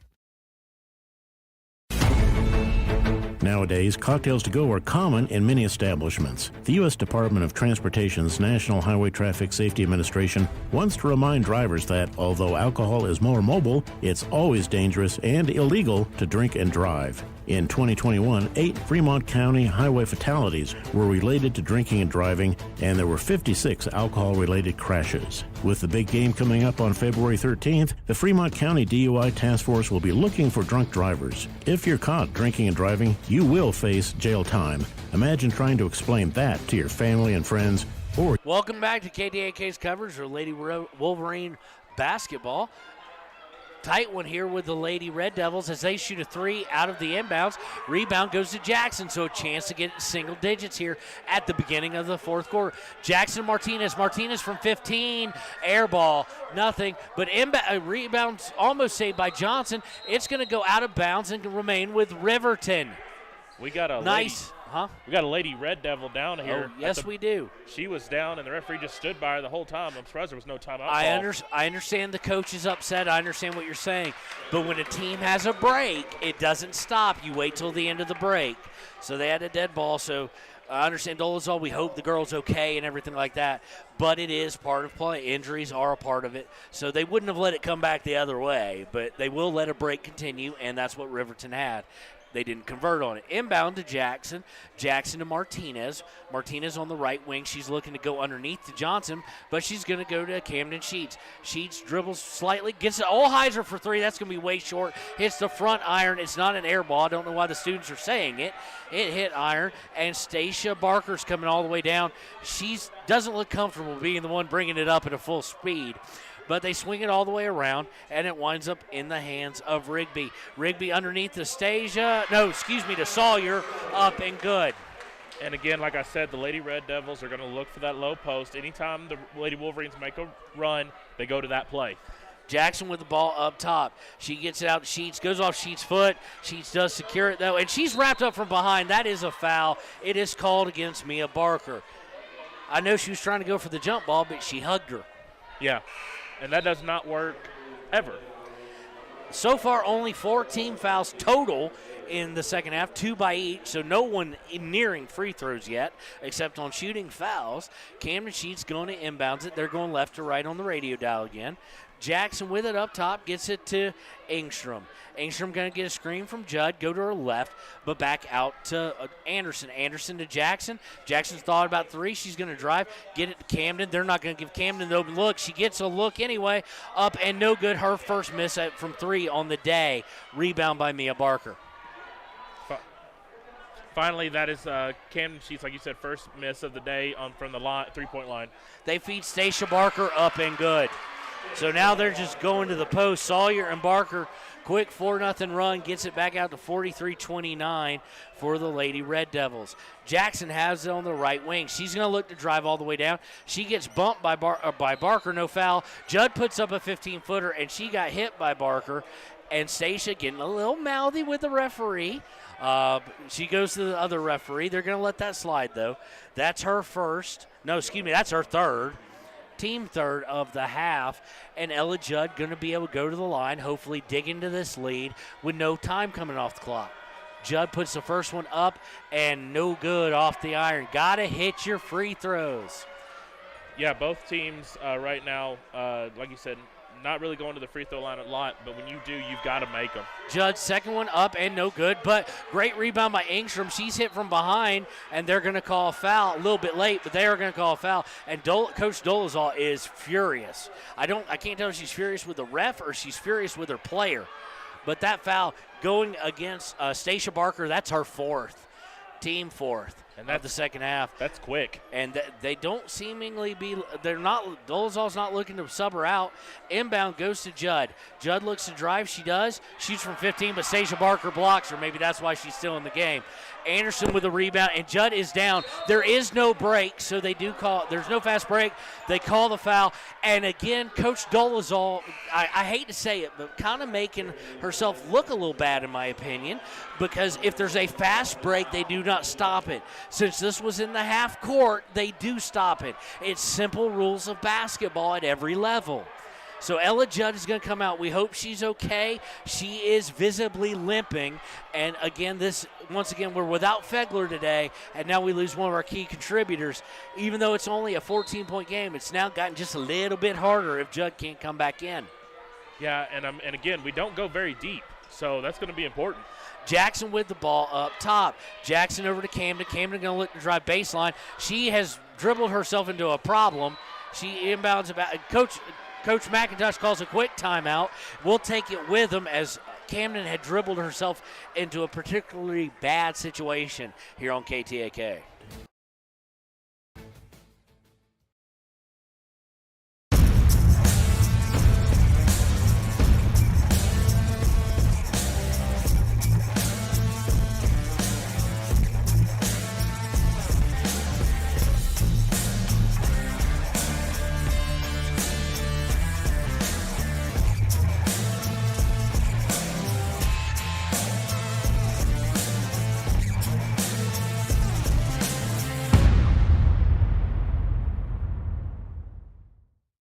Health Centers of Central Wyoming has locations across Fremont County ready to serve you at DuBois Medical Clinic, Riverton Community Health, and Lander Community Health Pediatrics. We accept all forms of insurance, including Medicaid and Medicare. Are you struggling to get medical care? Ask for their sliding fee scale. From family medicine to pediatrics, Community Health Centers are here to serve you. Call 307-463-7160 or visit chccw.org to schedule your appointment.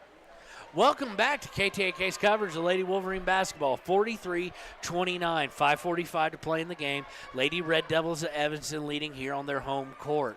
We're going to have the inbounds by Paisley Jackson, needing points and needing efficiency. Inbound to Anderson. Anderson airs it.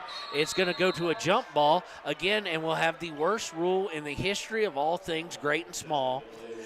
The possession arrow, it will favor Riverton this time. Again, not going to touch that. Jackson looking to inbound to Martinez. Martinez for three. Look, partially blocked. Rebound by Engstrom. She's partially blocked, but got some wrist too. Great rebound by Engstrom, and it's going to send her to the line for 2 shots. Foul is going to be against 45. That's Johnson, her first, and Stacia Barker has now been taken out of the game. It's team 5th. Engstrom going the line. Need to hit these. Engstrom takes a couple dribble, puts the first one up and good. Good poise there by Engstrom as she takes a little bit of an extra time to take the shot. That is her first points of the day. Engstrom takes 3 dribbles, puts the second shot up, and it is good as well. Perfectly switched through. Nothing but nylon. Not touching that either, folks. Inbounded to Mia Barker. Mia Barker to Sawyer. Sawyer to Johnson. Johnson guarded by Anderson. Kicked back up. Nothing but nylon's a standard basketball thing. It's nothing but net. And the nets are made of nylon. Driven by Rigby down underneath. She's blocked, but also a bit of body was in there. So that's going to be a foul against Riverton. That foul's going to go against Savannah Martinez. That's her second, team 3rd, but it was a shooting foul, they're going to say. So Rigby will go to the line for 2 shots. First one up and good.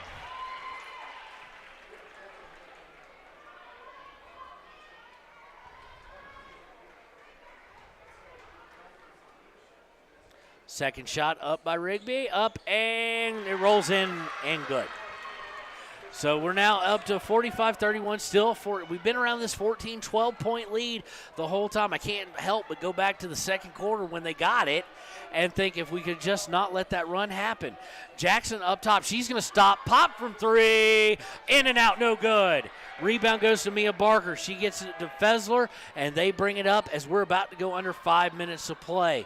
Fessler over to Mia Barker. Mia Barker on the right wing, looks to the free throw line, gets it to Sawyer. Sawyer out to Rigby. Rigby for 3, no good. The fans want a foul. They probably should have gotten one against Martinez. Rigby back out, going to shoot 3, misses, gets her own rebound, drives down, and they're going to call a block on Haley Engstrom. Her first, team 4th, and Rigby going to the line. Again, no one box out the shooter. Rigby was determined to get that ball in the basket. 3 rebounds on her own shots. Finally gets to the line. She takes the first free throw. It's up and it's good. Rigby a 51% free throw shooter in the season so far. 1 shot left. The official informs the folks on the key. Takes 1 dribble and a spin does Rigby. Puts it up and it's good. Inbound by Jackson, 4:45 to go and counting. 47-31, Lady Red Devils. 16-point lead for the home team from Evanston. Screen set by Anderson. Jackson rubs off of it. Stops from 17, shoots, and in and out, no good. Rebound by Evanston, and the Riverton fans are furious. See why, Travis? I didn't see anything overly bad, but we are going to get a offensive foul against, I do believe, 43. That may have been a makeup for what the Riverton fans were losing their mind on. That foul is against 43. That's Sawyer's second. team 6th. Yeah, looking down at the other end, I didn't see anything overly crazy there. They were furious, though. Both Coach Mack, and the parents and fans. Martinez going to dribble around, shoot for a long 2. She's going to miss, and we're going to have some sort of foul on the rebound attempt. They're going to call that against Rigby as she was elbowing out Paisley Jackson. So Rigby going to get her second foul. That is number 7. So 1-1 for the next for the next while, and then possibly double bonus. So Paisley Jackson going to the line. 4:08 to play. It is a 16-point lead, but if you get your free throws to fall, you got a shot to eat into this, and who knows what happens. You get it down to 6 or 5 points. Paisley Jackson's first one up and good. Yeah, anytime Paisley Jackson's at the line, I feel a little bit better about life because Paisley does really well at the free throw line. She's got that. And you had to say it. I did. Paisley does her normal routine, puts it up, and good. Yeah, she doesn't need my help. She's good.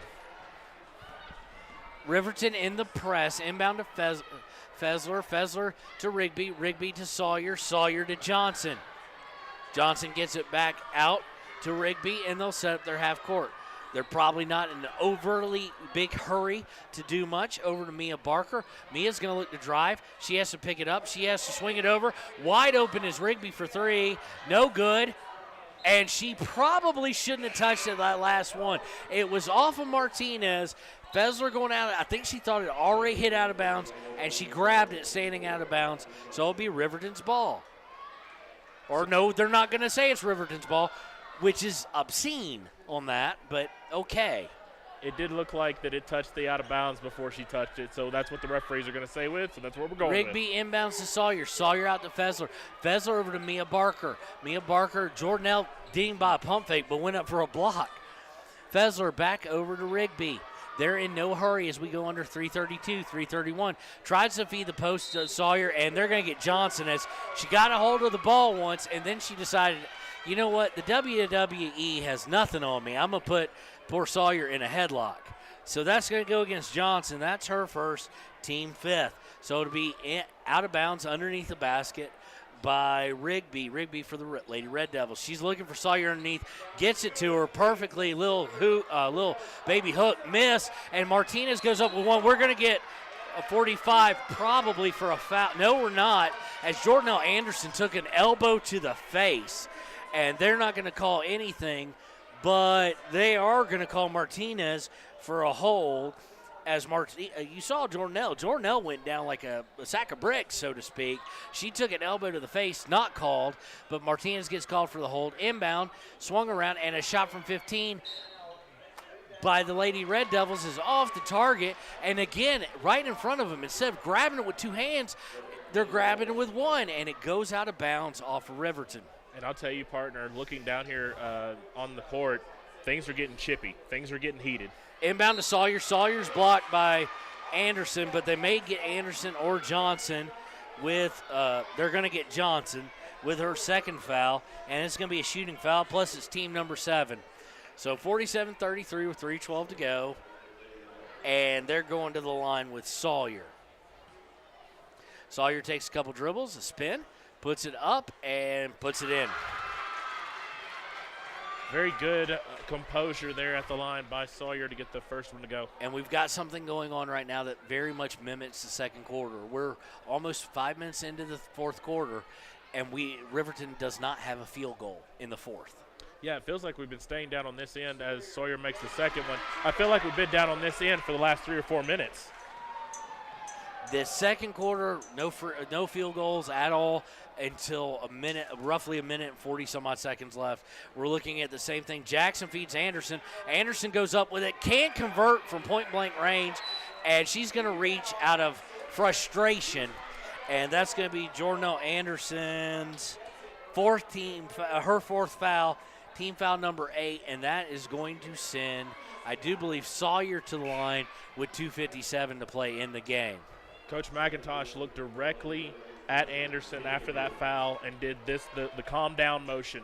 Just breathe. Sawyer with the ball, does spin, dribble, spins again, dribbles again, twice, puts it up, and it is no good on the 1-and-1, and again, only able to get one hand on it was Savannah Martinez. Luckily, she hit it off the hand of, I do believe, Rigby, and so it will go, excuse me, that was Mia Barker, so that will go over to Riverton. Francom is now coming in for the first time for the Lady Red Devils. Inbound to Jackson, 254, 253.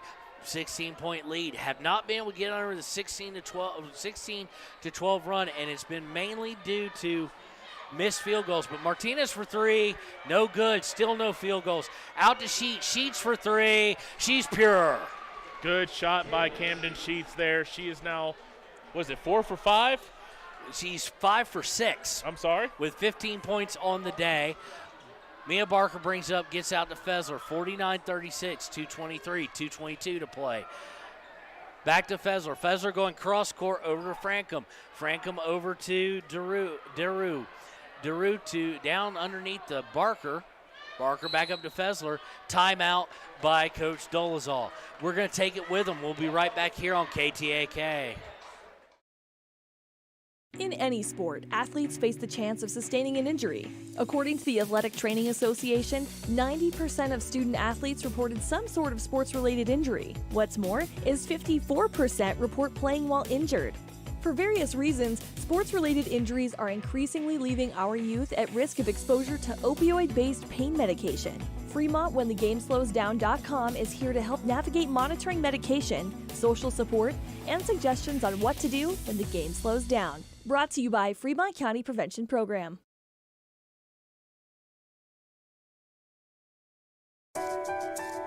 At Teton Therapy, our people make the difference.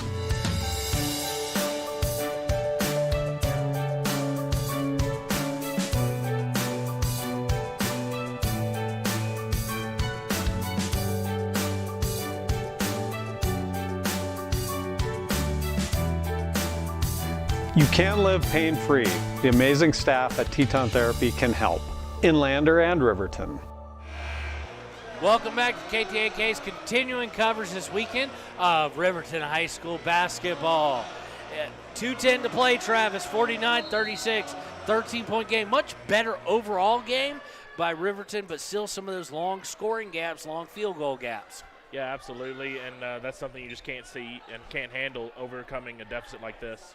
They're in no trouble here, or no hurry, I should say, is the Lady Red Devils, as they're just going to pass around as we go under 2 minutes to play. It does make me wonder, as we see them just kind of wasting clock here in the game, more and more high school states are looking at bringing the shot clock in, as who took that? That was number 25. 25 is Johnson. No, 25 is Francom. She scores underneath and extends the lead. So Jackson now has it up top. What I was saying is, I do wonder if the shot clock could make an appearance in Wyoming. I know my home state of Georgia is bringing it in for the first time ever next year. Yeah, Tennessee is also thinking about bringing it in, so it could be. Who knows? Martinez for a long three, no good. Rebound by Jordanelle. Jordanelle fouled by Stacia. No, they don't call the foul. And basically Jackson just acted like she said, screw it, I'm going to tackle the girl. Ran in, shoulder blocked her, and it's going to be a foul against Paisley. Her second, team ninth, and Stacia Barker going to the line for 1-and-1. Stacia Barker took the shot away from the Lady Wolverines, just two-hand grabbed it. And the interesting part there was going to be if Stacia got called for a foul, she's done. Yeah. Her first free throw up, in and out, no good, but Mia Barker gets the rebound and is going to get the hoop and the hard. And what a reaction by the bench, the crowd, everybody on the court. That was a big-time offensive rebound and shot put back by the Lady Red Devils and Mia Barker. That's the 10th foul, so 2 shots every foul the rest of the way. Foul on Savannah Martinez. She cannot convert the traditional three-point play, and Jackson comes away with the rebound as we go under a minute to play here in Evanston. A runner is going to be hit by Jackson, though. She's going to get her first field goal of the fourth quarter. She's had a very good, productive second half with 8 points in the second, 10 on the day. Up comes Evanston. Evanston going to be in no hurry with 45 seconds to go. Throws it at Mia Barker. Barker's going to get stolen, though, by Camden Sheets. And Sheets is going to bring it up, see if they can get it under 53-38. Martinez looks to drive. She's going to get called for a travel. And almost fitting, that is number 10 unforced turnover of the day. And remember, last night against Green River, they had about 8 or 9, so that's something they got to address. Evanston bringing up across the timeline. Stacia Barker has it in no hurry, gets it to Daru, who gets it, swings it all the way around to Mia Barker. Mia Barker looking to drive, kicks it out to Johnson. Johnson with Farkham. Rebound by jump ball. It wouldn't be the end of a game without one more of the worst rules in the history of letters. And we've still got an entire game, y'all, so stay put. We're going to be here a while. It's going to be possession arrow to Evanston with 16 seconds left. Inbound to Stacia. Stacia puts it up and good. So now it's going to get to look a little uglier than it really was, as we're at 55-38. Jackson brings up, we got 3 seconds, 2 seconds, puts up a little runner. No good as we go under one, and that's the ball game. Final score here from Evanston. Lady Red Devils 55, your Lady Wolverines 38. We'll be right back with the Click It or Ticket postgame show here on KTAK. During winter storms, it doesn't take long for roads to turn slick. Snowfall is often accompanied by high winds, and blowing and drifting snow can make it difficult to see the road. Speed limits are based on dry pavement conditions and good visibility. Be ready to reduce speed and increase following distance. Crashes are twice as likely to happen when it's slick out, and it's usually because someone is driving too fast for conditions. Remember, when there's ice and snow, take it slow. This message is brought to you by WyoToday. And welcome back to the Click It or Ticket postgame show here on KTAK. Well, another 2 road games back-to-back. This game a little bit better looking for Riverton. The score really doesn't show it because at the end they kind of added on some late, as they would say, garbage points. Game was already not in doubt. But Riverton fails again to grab a victory due to some scoring droughts. Yeah, absolutely. And, they had a good game against, I believe it was Jackson last week, got the win there. And then they also got the win against Star Valley. But then, last night against Green River and then tonight against Evanston, it was really the scoring droughts, being able to get a little bit of a 5-0 run, but then Evanston responded with like a 10-0 run. And so that's a big deal for the Lady Wolverines because that's just something you can't have happen. All right, your final scoring of the day, 55-38 again, Lady Red Devils. They were led by Stacia Barker with 13. She really woke up in the second half only after having only 3 in the first. Sawyer and Fessler both with 12. Mia Barker with 8. Rigby with 6. Frankham with 2.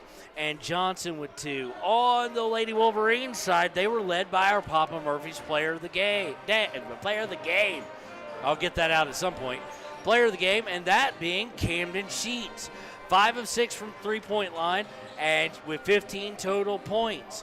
Paisley Jackson coming in right behind her with 12.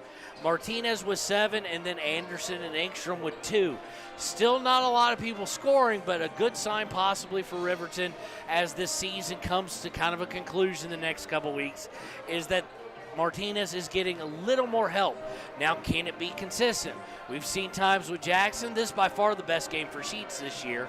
And really nothing from Judd or Anderson or Engstrom. So we'll see how that plays out, and we'll see what the season holds.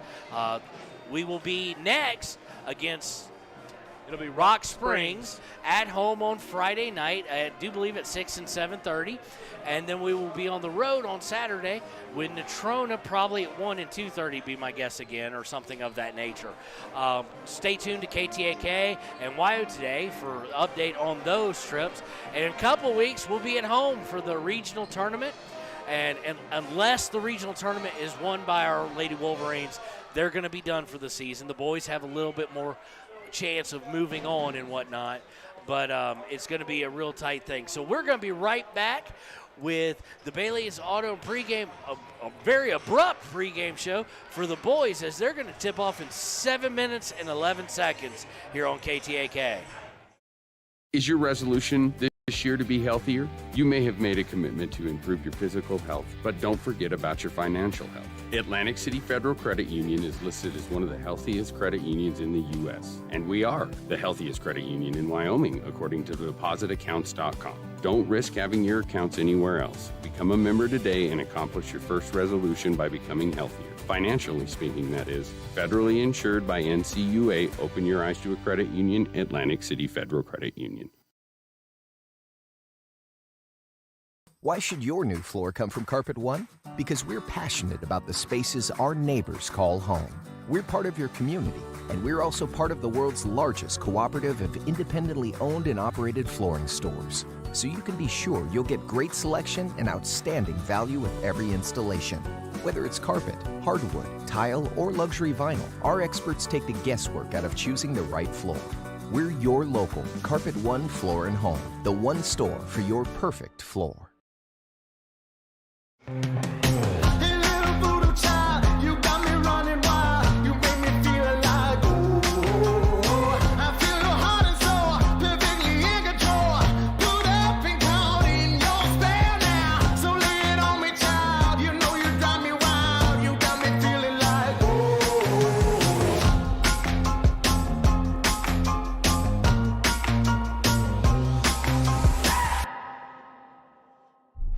Welcome back to KTAK's coverage of Riverton Wolverine basketball and the Bailey's Auto Tire pregame show. We've got the Evanston Red Devils versus the #1 team in 4A Western Region, the Riverton Wolverines. We got some bad info last night, so I want to apologize. This is on me. This is on me. We'd been told by several people down there at Green River that was for the region regular season championship. That is not the case. Riverton controls his own destiny, but they could still lose out on it. That's on me. We listened to some other people who we don't know, and we should have done our own research to back that up. So, moving on, we're going to be seeing Evanston today, and this matchup should greatly favor Riverton. Riverton averaging right at 51 points a game. Evanston only 38. They're giving up 56. Assists, Riverton's gone by 2 a game. Shooting percentage, field goal percentage is 11-point favor to Riverton. Free throw percentage is a 4-point favor to Riverton. 3-point line of 4 percentage points better for Riverton. This is a tall order for Evanston. Now for Evanston, you are coming off an emotional win in a very high-end place last night for Riverton. They went in, hostile crowd, got a win, got to first place. Evanston's best chance is a hangover. His best chance is a hangover for Riverton. Yeah, absolutely. This is an Evanston team that's trying to find themselves offensively. It feels like, and we see it all the time in sports, right, Kevin? Like coming off of a big emotional win, everybody's doing great, everybody's riding the emotional high. You come into a team that you're favored by a lot, and then all of a sudden you lose. So if you're Riverton and if you're Coach Sheets, you have to make sure that all of your starters, all of your seniors, all of the leaders on this team are mentally focused. The basketball will come. The mental focus is what they need tonight. All right. We'll be back with the Sutherland starting lineup here in just a few moments on KTAK. Gotchi Rehabilitation and Wellness knows what it means to be on top of your game. For over 60 years, Gotchi has led the field in providing physical therapy, occupational therapy, and wellness in Thermopolis and their facilities in Worland, Basin, Cody, and Shoshone. Whether you're recovering from an injury, deconditioned, post-stroke, or just looking to take control of your health, you'll find years of dedicated experience paired with personal care at Gotchi Rehabilitation and Wellness. Learn more at gotchi.org. Your car or truck is an investment. When it needs repairs, you need someone you can trust to do the job right. Take it to Gunner's Automotive. They repair all makes and models of cars and trucks, from oil changes to brakes, tires, and more. Gunner's Automotive, 856-2288. Riverton's Hampton Inn & Suites is proud to sponsor our youth athletics in Fremont County. Fremont County school athletics provide our youth timeless experiences and lessons that can lead to success for life. Setting goals, teamwork, and hard work make young athletes into good citizens. High Plains Power is a Touchstone Energy cooperative. What does that mean for you as a Rural Electric Association member? It all comes down to 7 principles: open membership, one voice, one vote, member benefits, independence, education, cooperation, and community. To understand how it all works, we're headed back in time. In 1879, electricity was in major cities, but rural areas were out of luck. In 1935, President FDR made it possible for companies to build power lines to unserved areas. By the time we hit 1941, some 400 electric co-ops had been organized to serve rural America, just like High Plains Power. For more information, visit highplainspower.org. Ever wonder why so many babies are delivered at Hot Springs Health in Thermopolis? Could it be the exceptional prenatal care offered by our providers? Or our convenient family practice clinics located in Thermopolis, Worland, Basin, Shoshone, and Riverton? Maybe it's our new OB suites with large jetted tub, or maybe it's the place where you know you can find all of this and more.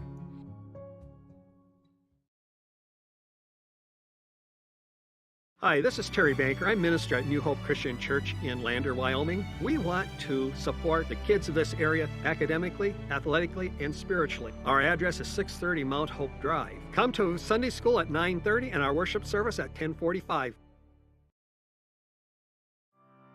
Former University of Wyoming quarterback Josh Allen is worthy of Wyoming. 23 plays into my first start here at the University of Wyoming. I dropped back, kind of went through a progression. I saw the middle of the field kind of open up. I decided to lower my shoulder. His helmet went straight into my collarbone here. We landed on the 20-yard line. At that moment, I knew something was really bad. So Josh's collarbone was pretty bad. He had broken in multiple places, and it required hardware fixation with the plate in order to get it back together. It was devastating. All apologies for cutting off Josh Allen's commercial, and we're back on the Bailey Siren Auto pregame show. We're going to segue right into the Sutherland starting lineup, but let's first see if we have a national anthem here. It doesn't look to be. So we're going to go ahead with the Sutherland starting lineup. For the Evanston Red Devils, you've got a senior, number 2, Noah Conrad. A senior, number 15, Tanner Newsom. No, not Tanner Newsom. How have I got that? I've got Smith down. A junior, Brighton Smith, number 12. Number 21 is a senior, Jake Robinette. Number 33 is a sophomore, Kai Barker. And number 3, a senior, Junior Zermino. Now for your Riverton Wolverines, as always, number 0, he is a junior, Jason Vincent, and our Papa Murphy's player of the game last night. Number 12, a sophomore, Parker Baxton. Number 20, a senior, Derek Lang. Number 23, a senior, Tanner Johnson. And number 45, a senior, the big man in the middle, Lucas Engel. Your assistant coaches are Dick Quayle, Pat Patterson, and Kurt Paxton. Your head coach, as always, is Bo Sheets. And we will be right back in just a moment. We're going to let Josh Allen finish up, and we'll be right back with the tip-off here of your number 1 in the Region 4A West Wolverines. That, it could have ended 23 plays in. We had no question whether we could perform the surgery here, given our wide range of varying subspecialties within orthopedics. I would recommend Premier Bone and Joint Centers. The thing that made me feel really comfortable with them was they made it feel like your own family. I think he'll have no problem performing in the NFL. His rehab and his recovery done very well, and I don't see any restrictions on him whatsoever. They want the best for you, and they won't steer you wrong. Let us show you why we're worthy of Wyoming. Hi, this is Tyler Watson, your local State Farm agent. I'm a proud sponsor of Wolverine Athletics and all of our student athletes here in Fremont County. Youth sports are a great way to build future skills that help our kids succeed in life. Teamwork, leadership, time management, and how to perform under pressure can all be learned on the field and in the gym. Good luck to each and every one of the student athletes. Go Big Red! Tyler Watson State Farm, 618 East Washington Avenue in Riverton. Call 856-4118 or visit insuringriverton.com. Like a good neighbor, State Farm is there. Welcome back to KTAK, and we are ready for tip-off here in Red Devil Gymnasium between the Region 4A West leaders, Riverton, in a region game against Evanston. Very important here. Don't give yourself zero margin for error. As you know, Green River today is facing Cody, I do believe, and Green River's going to try and make sure they can stay in contention here. So this should not be difficult. But Paxton, Engel wins tip to Paxton. Paxton Johnson for 15 is good. Nice start. Absolutely for Tanner Johnson, off to a slow start last night. Definitely need to see that basket go in early. All right, and Zermeno is going to bring it up over the timeline for Evanston. He gets it over to Noah Conrad. Conrad gets it underneath to Robinette. Robinette tries to go, and he's blocked by Engel. Engel said absolutely not. And now here comes Paxton leading the break. Paxton to Vincent. Vincent looking to drive down the middle, picks up his dribble, and is going to get it to Tanner Johnson.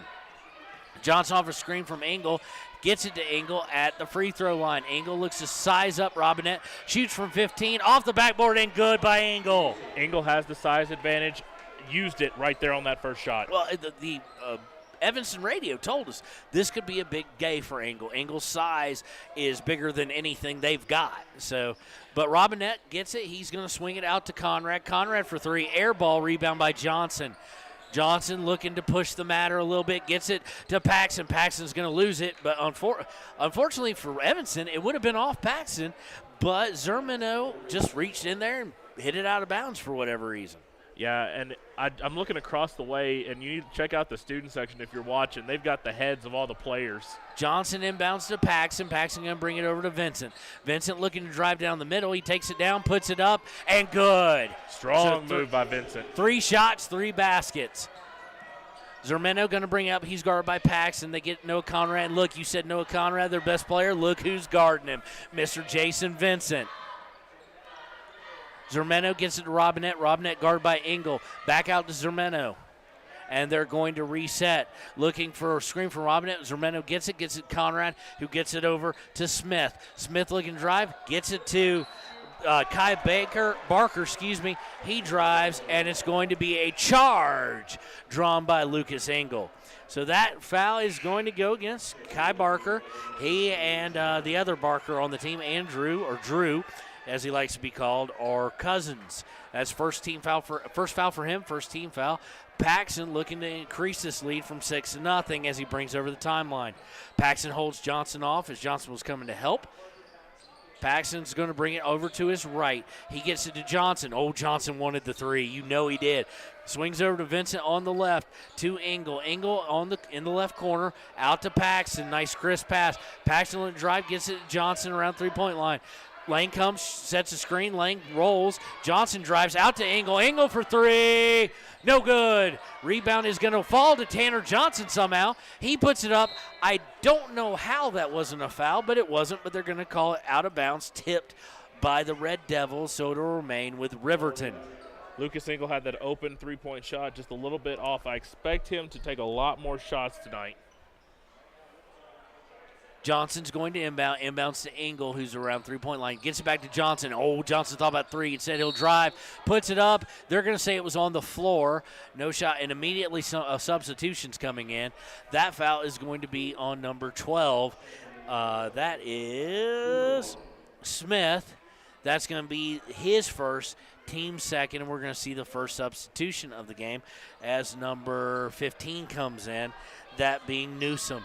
Paxton gets the inbound, drives down, puts it up, and good. So 4 buckets by 4 different Wolverines already, and we're only 2 minutes and 45 seconds into this game. They swing it up top. A three-pointer by Newsom is up and good. Newsom leads the team in three-point shots for the Red Devils. 8-3 Wolverines. Vincent gets it. He's going to drive down. Stops at the free throw line. Out to Lang. Lang for three. Airballs it. Paxton goes for the rebound. Saves it, though, from going out of bounds to Johnson. Johnson for three. Bam! Johnson quiets the student section, and that right quick.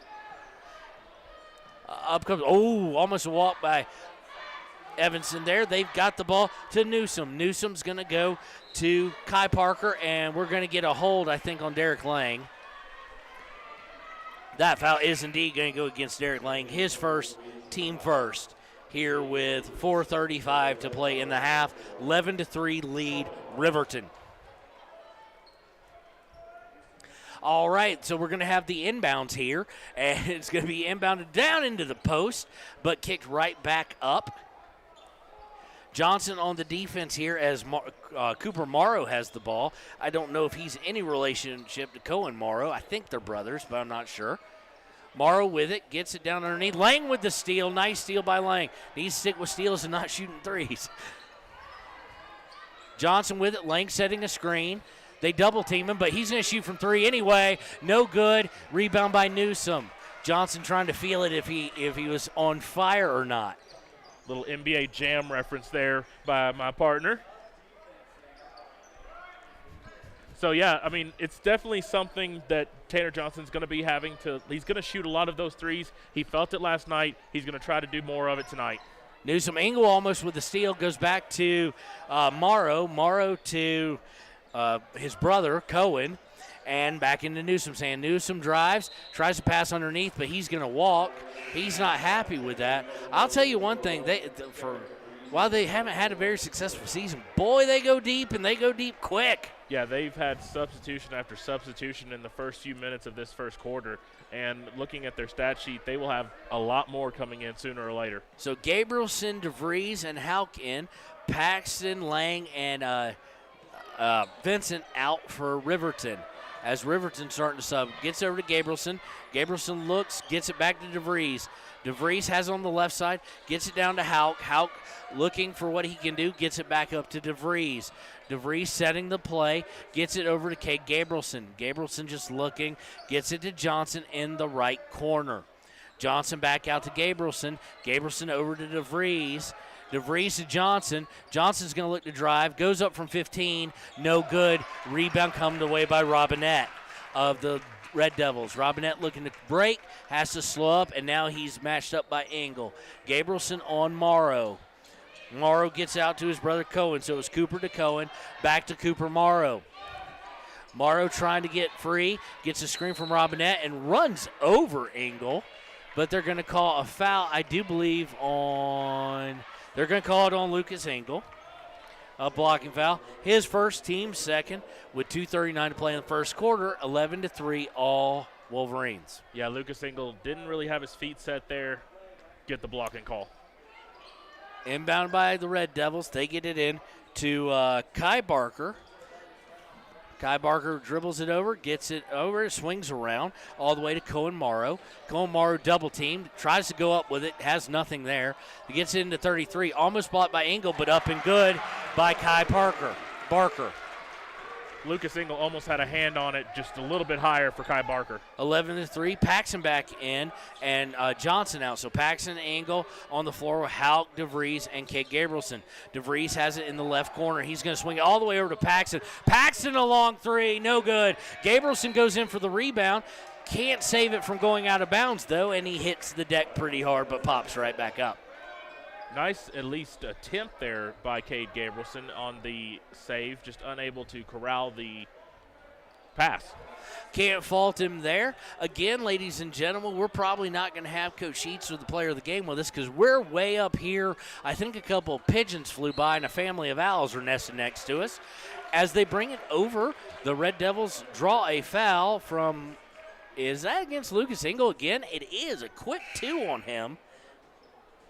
Team third, but quick two on him, so Lang has to come get him out of the game. And the one of the main physical advantages we had coming into this game, as the home radio said, was our size, and that's now nullified for much of the first half, most likely. Yeah, absolutely, and we're going to see how that affects the Riverton Wolverines' offense. Dribble drive by the Red Devils. They put it up. No good. Rebound by Johnson. That missed by Kai Barker.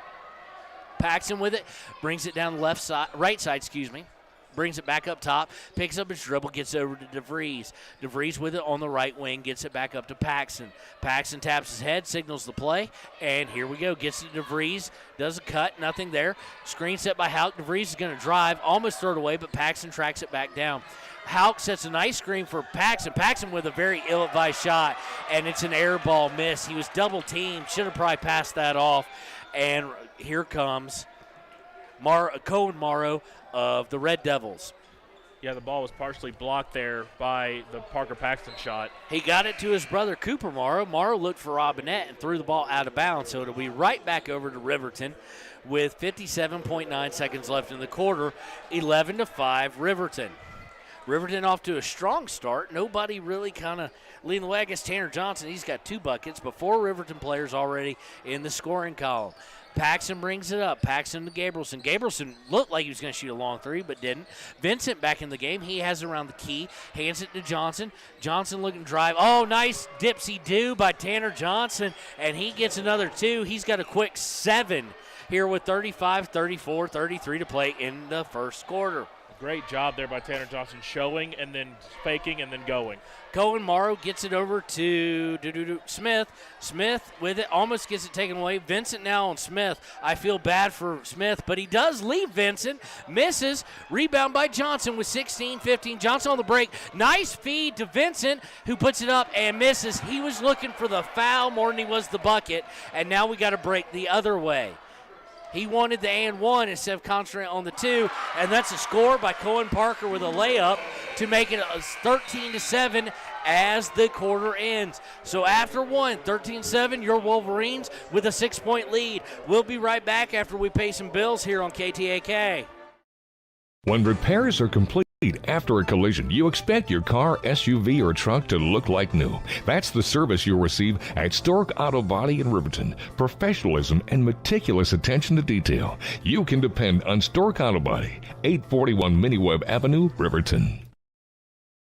The choice is yours. Sutherland's Friends of the Family Plus Consumer Credit Card lets you choose from 5% off instantly at the register or special financing on qualifying purchases. That means no forms, no waiting, no rebates. You can choose 5% off instantly with your Sutherland's credit card. Got a big project? Choose special financing. The choice is yours with Sutherland's Friends of the Family Plus Consumer Credit Card. Subject to credit approval. Minimum monthly payment required. See store for details. Only at Sutherland's.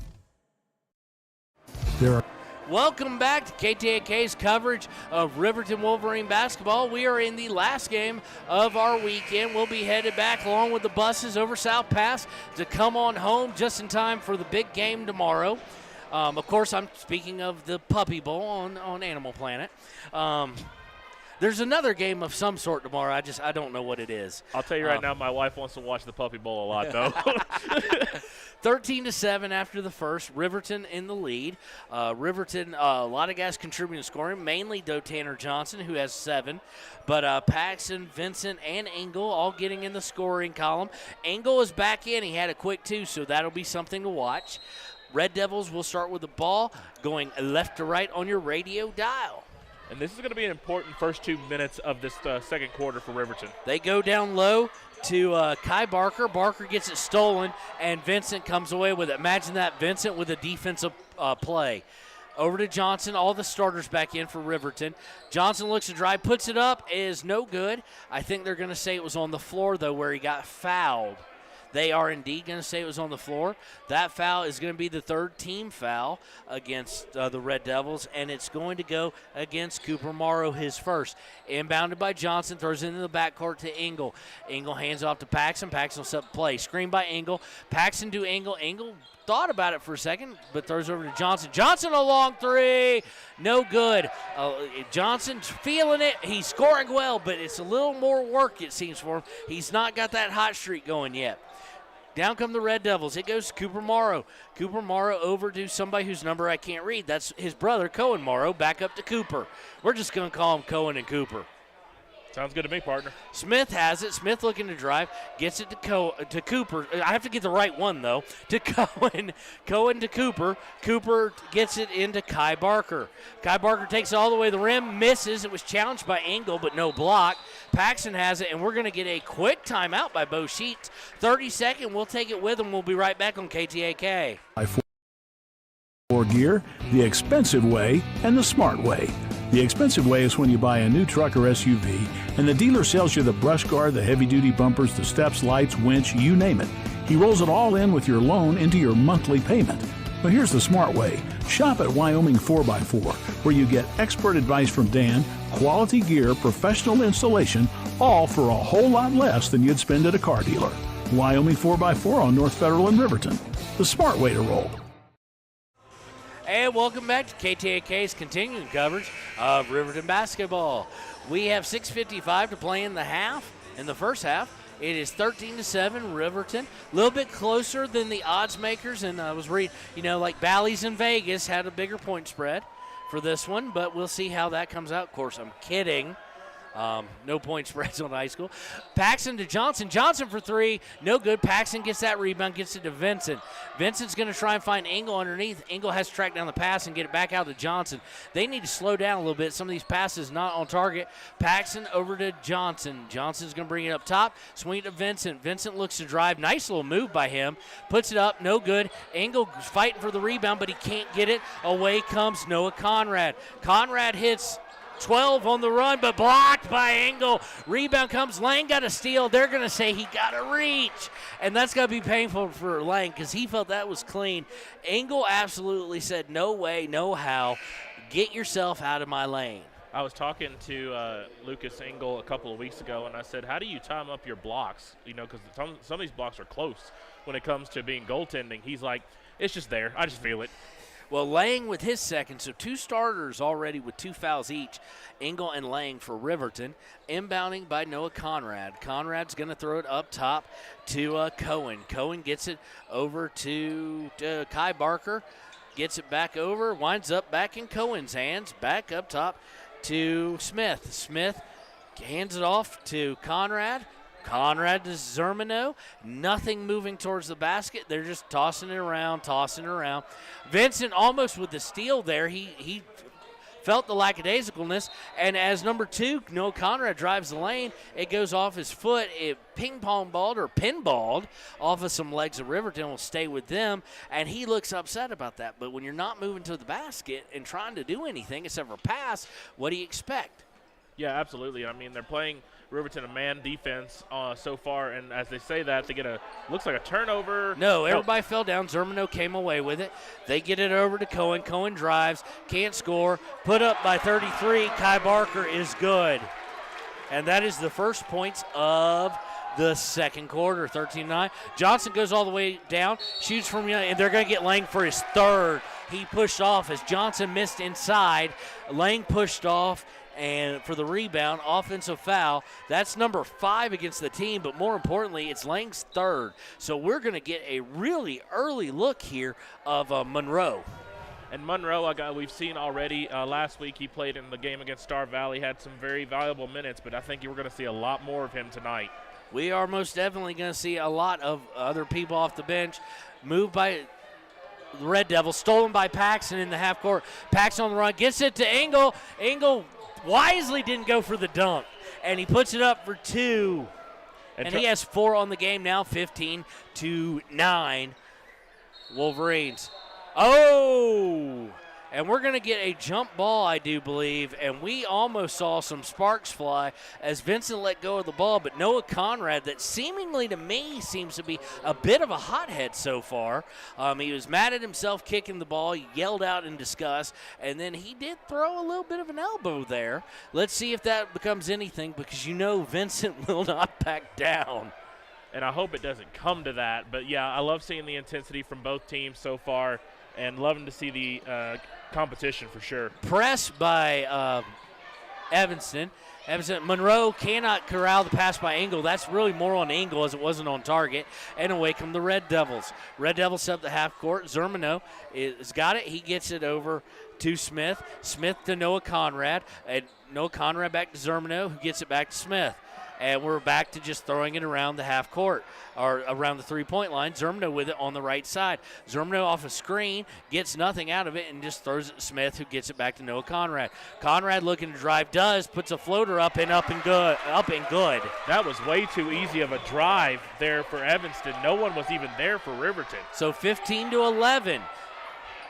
Riverton. Vincent is going to throw the ball away to Paxson. Unforced turnover, and this is not what we needed. I'd remarked during a commercial that students seem to have disappeared. They seem to be working their way back down. And that's good if you're an Evanston player, because like we saw last night, Green River crowd was on fire, Evanston crowd on fire. They could spark something here. Noah Conrad with a chance to get this down to a one-possession game. Conrad gets it over to Newsom, who's now in the game. Newsom off a screen, almost turns over. Monroe almost gets a hold of it, and they're going to get a walk against Kai Barker. Well thought out, just a turnover by Evanston. Gabrielson's back in the game now. He comes in for Tanner. Gabrielson to Paxson. Paxson breaks the press with ease. Again, he's almost unpressable. Gets it to Vincent, all around the half-court line to Gabrielson. They may have some numbers. Gabrielson dribbles up, gets it to Engel. Engel to Monroe. Monroe going to do a little baby hook miss. Like to see him follow a shot, try and get a board, because that was easily taken away by the Red Devils. They come down. Again, a chance to pull within one possession. Got to Noah Conrad for three. No good. Rebound by Engel, and Engel didn't even have to jump to be the tallest guy on that one. Noah Conrad is a decent three-point shooter, but not really his game. Gabrielson to Paxson on the left wing. Paxson off a screen from Engel. Paxson up top, backs up, resets it, looks to drive, gets a screen from Engel again, has to pass it to Engel, and it almost bounces away. Just kind of really lackadaisical passes and things not really as crisp as probably Coach Sheets wants it to be, and he's immediately putting Lang back in. Vincent drives down, has to kick out to Paxson. Paxson for three, no good. Rebound by Monroe. He went up and fought for it, but it's stolen away by Conrad, and I see that Johnson and Lang are going to be coming back in. Conrad with Vincent on him. Vincent almost steals the ball away, but just gets a little finger on it. Conrad able to secure it. He gets it to Cohen. Cohen Morrow back out. Number 15 is going to drive. That's Newsom. Gets it to, that's going to be an offensive foul. You ever want to see the picture-perfect offensive foul? Cohen Marker got it at the free throw line, ducked his shoulders like he was imitating, Walter Payton, and just knocked the bejesus out of the Riverton player. So that foul on Cohen Morrow, his first, team fourth here. And it will be Riverton ball as we do see Lang check back in. That'll be interesting with three fouls. Yeah, you will see a lot different play from Lang, I would expect. DeVries has came in as well. Lang has it, drives underneath, has to kick it out to Johnson. Johnson's wide open. No good, he leaves it short. Johnson goes for the rebound, can't control it, and it goes out of bounds again to Evanston, and Evanston just hanging around, and you're starting to see some shots by Riverton that are short, which is usually a sign of legs. Yeah, and also you can see the frustration a little bit showing up that they feel like they should be pulling away right now. Evanston brings it in the half court. They get a wide open look for three, and it's good. Smith with the three. And it is a 7-2 run by Evanston, 15-14 Evanston, who is one of the bottom spots of the region. And Riverton may be a little hungover from last night with the first place game. Johnson answers it, though, with a quick two from 15. Are they going to count the shot is the question, because they're going to call an offensive foul as well. They're going to call the basket, and it's going to be an and one. So Johnson's going to get it. It's not going to be an and one because it was off the ball. It was not the guy with the ball, so it was a push against number 4, Cohen. So he's going to get the foul. So they're going to get the basket and the ball. So, and immediately Cohen's going to come out. Cohen Morrow's going to come out for Kai Barker. You got a quick two. So a chance to pad the lead a little bit more and get back to where you think you need to be. Inbound by Johnson to Engel. Engel to Johnson on the left wing. Johnson drive and pulls it back out to the top. Gets it to DeVries, who is now in. DeVries looks to drive. Pulls up from 14. Good by Derek. Derek DeVries, I've been waiting for this young man to score at a varsity game, and he finally does. Great look there. 19-14. Tanner Johnson guarding Smith over to Kai Barker. Barker over to Noah Conrad. Inbound to 21. It's rejected. He misses it. Got his own rebound. It was rejected by Derek DeVries, and away comes Riverton. 21 being Robinette, getting blocked and then missing. Johnson has it up around the right wing. He looks to not use the screen yet again. And here we go. Guess what? A jump ball. So the worst rule in the history of Stars, Time, and Sand, which is the possession arrow, is going to come into effect. And also, partner, I'm going to be honest, Tanner Johnson was lucky that they called that jump ball. He had to wrap around the Evanston player to be able to get that jump ball. Inbounded by Evanston. Evanston's going to hand it off to Newsom. Newsom looks to drive, puts up a wild shot, rebound by Engel, and off Tanner Johnson as the races. Does not have numbers, puts it up, and good though. Good Euro step there by Tanner Johnson. 11 points by Tanner Johnson, and we're going to get, they stepped over the inbounds line on Evanston, just not paying attention whatsoever to the details. So that's going to be a turnover, and I'm not sure, and I don't mean to sound judgmental, but Noah Conrad going to each player, the player just did that, and getting in his face and just yelling at him probably is not helping his cause. Paxton gets the ball off the inbounds, looking to feed Engel. Engel cannot get to it. He was slow on his feet, but it wasn't on target pass either. So it'll remain 21-14 with 38.7 seconds left in the half. 7-point lead, and by all counts, I think most Riverton fans expected this to be a bigger lead at this point. Yeah, for sure. I think that even the Riverton players expected this to be a bigger lead. Evanston with it in the half court. They're going to swing it around. Zermeno has it. Zermeno's going to get it over to Cooper Morrow. Cooper Morrow to Kai Barker. Kai Barker over to Smith up top. Smith gets it over to Cooper Morrow. Back up to Zermeno as we go under 13 seconds, 12 seconds. They're just working around the perimeter, looking to do nothing to get it towards the basket is Evanston. We have 5 seconds. Stolen by Tanner Johnson with 3 seconds, 2 seconds, 1 second. Tanner Lang does not get it off. It'd been nice. Tanner Johnson with a nice steal, but again, situational awareness a little lacking, as it would have been nice for him to be able to stop and pop the three. So at half, tighter than anybody, the experts expected, 21-14. Your Riverton Wolverines with the lead. We'll be right back with the Tyler Watson State Farm halftime show here on KTAK. From the wide open spaces to the canyon near you, Wyoming.com is reaching more homes and businesses than ever before.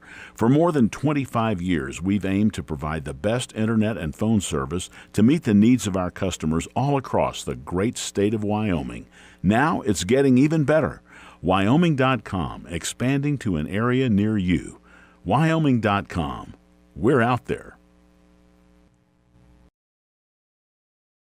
Central Wyoming College now offers Bachelor of Applied Science degrees in Early Childhood Education and Organizational Management and Leadership, with an emphasis in outdoor education, tribal leadership, or business and entrepreneurial leadership.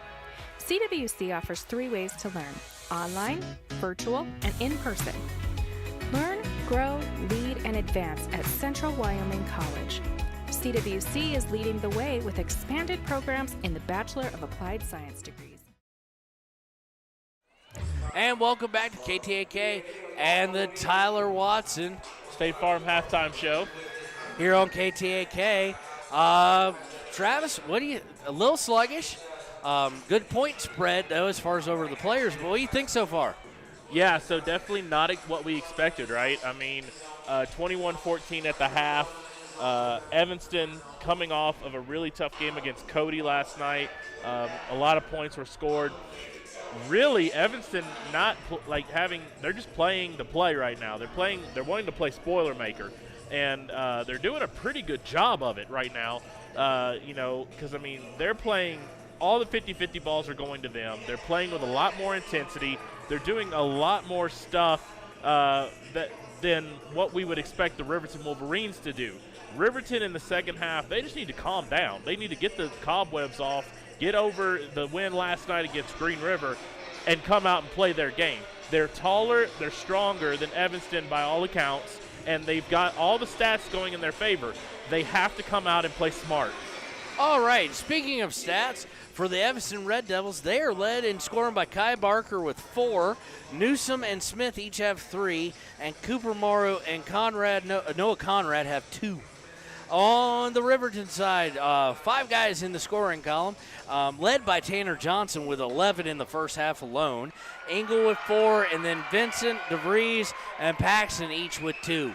So that's going to do it for our halftime show. We'll be right back when the second half gets ready to kick off. But for now, we're going to go pay some bills here on KTAK. This broadcast is Bailey Enterprises. For over 50 years, Bailey has become the name you can trust. With Pit Stop Travel Centers, you can fuel up and stock up on trip snacks at locations all over Fremont County. You can also put your trust in Bailey Tire and Auto for service to keep handy for those times when your luck runs out on the road. Refresh at the Speedway Cafe with a dine-in meal or a round of carry-out with a variety of specials to keep you going. Go with Bailey.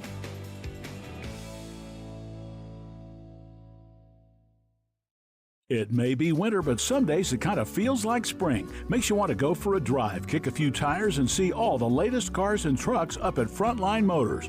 Frontline Motors has a wide selection of quality used vehicles, from cars to SUVs to trucks, and they're all priced to move. One of them is right for you. Is your next car or truck waiting at Frontline Motors? There's only one way to find out. Drive up Airport Road, take a test drive, and make it yours. Then join the hundreds of other folks who say, I got mine at Frontline. Frontline Motors. Why should you choose Lander Medical Clinic or Western Family Care for your health care?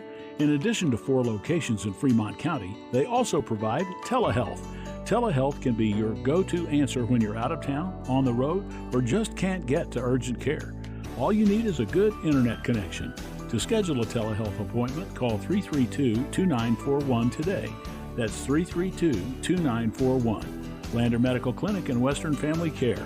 With telehealth, they're putting your health first every time. Riverton Vision Center offers comprehensive eye health exams, highly trained staff, and a large selection of fashion eyewear and sunglasses. Dr. Frazier, Dr. Hinkle, Dr. Ballard, and Dr. Davis offer over 70 years of experience. Call Riverton Vision Center at 856-9451 to schedule an appointment today. Want access to local news, sports, events, and more? Download the WyoToday app.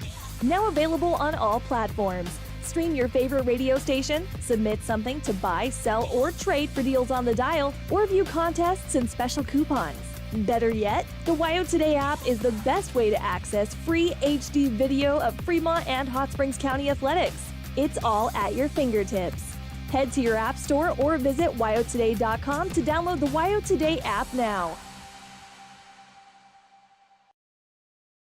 When you purchase your car, do you know if you got the best payment possible? The answer is probably no. Oftentimes, your loan is packed with additional charges that can drive your monthly payment higher than it should be, costing you thousands of dollars more for your car. Hi, this is Patty, and here is your second chance to get the payment you deserve. Visit Atlantic City Federal Credit Union today for a courtesy loan review. We've helped our members save money by refinancing their vehicle with us. Now it's your turn. Open your eyes to a credit union. Atlantic City Federal Credit Union. Hello, I'm Janice K. Bradley, and I'm here to tell you the miracle that Fremont Therapy did in making it possible for my left hand to ever work again. I went to the orthopedic surgeon with this broken hand, and that's when he told me that it would not bend again. So I was really discouraged. Mitch is the hand specialist, and so he's the one that worked and got me where I could bend my hand. The atmosphere is so friendly and professional, which is a combination you don't always get. For more information, visit FremontTherapyGroup.com. Hi, this is Tyler Watson, your local State Farm agent. I'm a proud sponsor of Wolverine Athletics and all of our student athletes here in Fremont County. Youth sports are a great way to build future skills that help our kids succeed in life. Teamwork, leadership, time management, and how to perform under pressure can all be learned on the field and in the gym. Good luck to each and every one of the student athletes. Go Big Red. Tyler Watson State Farm, 618 East Washington Avenue in Riverton. Call 856-4118 or visit insuringriverton.com. Like a good neighbor, State Farm is there.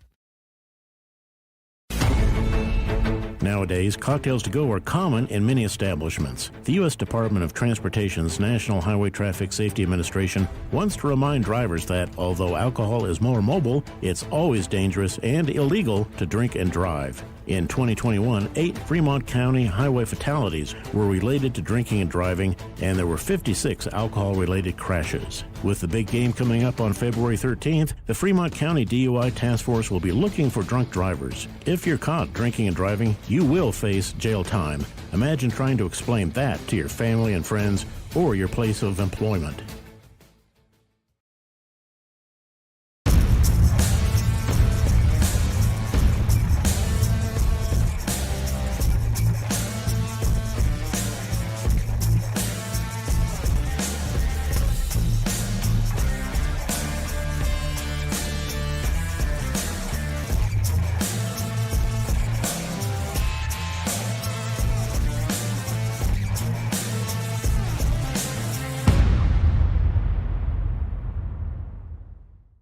Community Health Centers of Central Wyoming has locations across Fremont County ready to serve you at DuBois Medical Clinic, Riverton Community Health, and Lander Community Health Pediatrics. We accept all forms of insurance, including Medicaid and Medicare. Are you struggling to get medical care? Ask for their sliding fee scale. From family medicine to pediatrics, Community Health Centers are here to serve you. Call 307-463-7160 or visit chccw.org to schedule your appointment.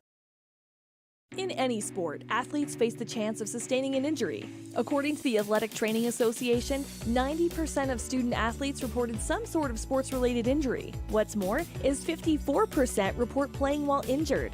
For various reasons, sports-related injuries are increasingly leaving our youth at risk of exposure to opioid-based pain medication. Fremont WhenTheGameSlowsDown.com is here to help navigate monitoring medication, social support, and suggestions on what to do when the game slows down. Brought to you by Fremont County Prevention Program.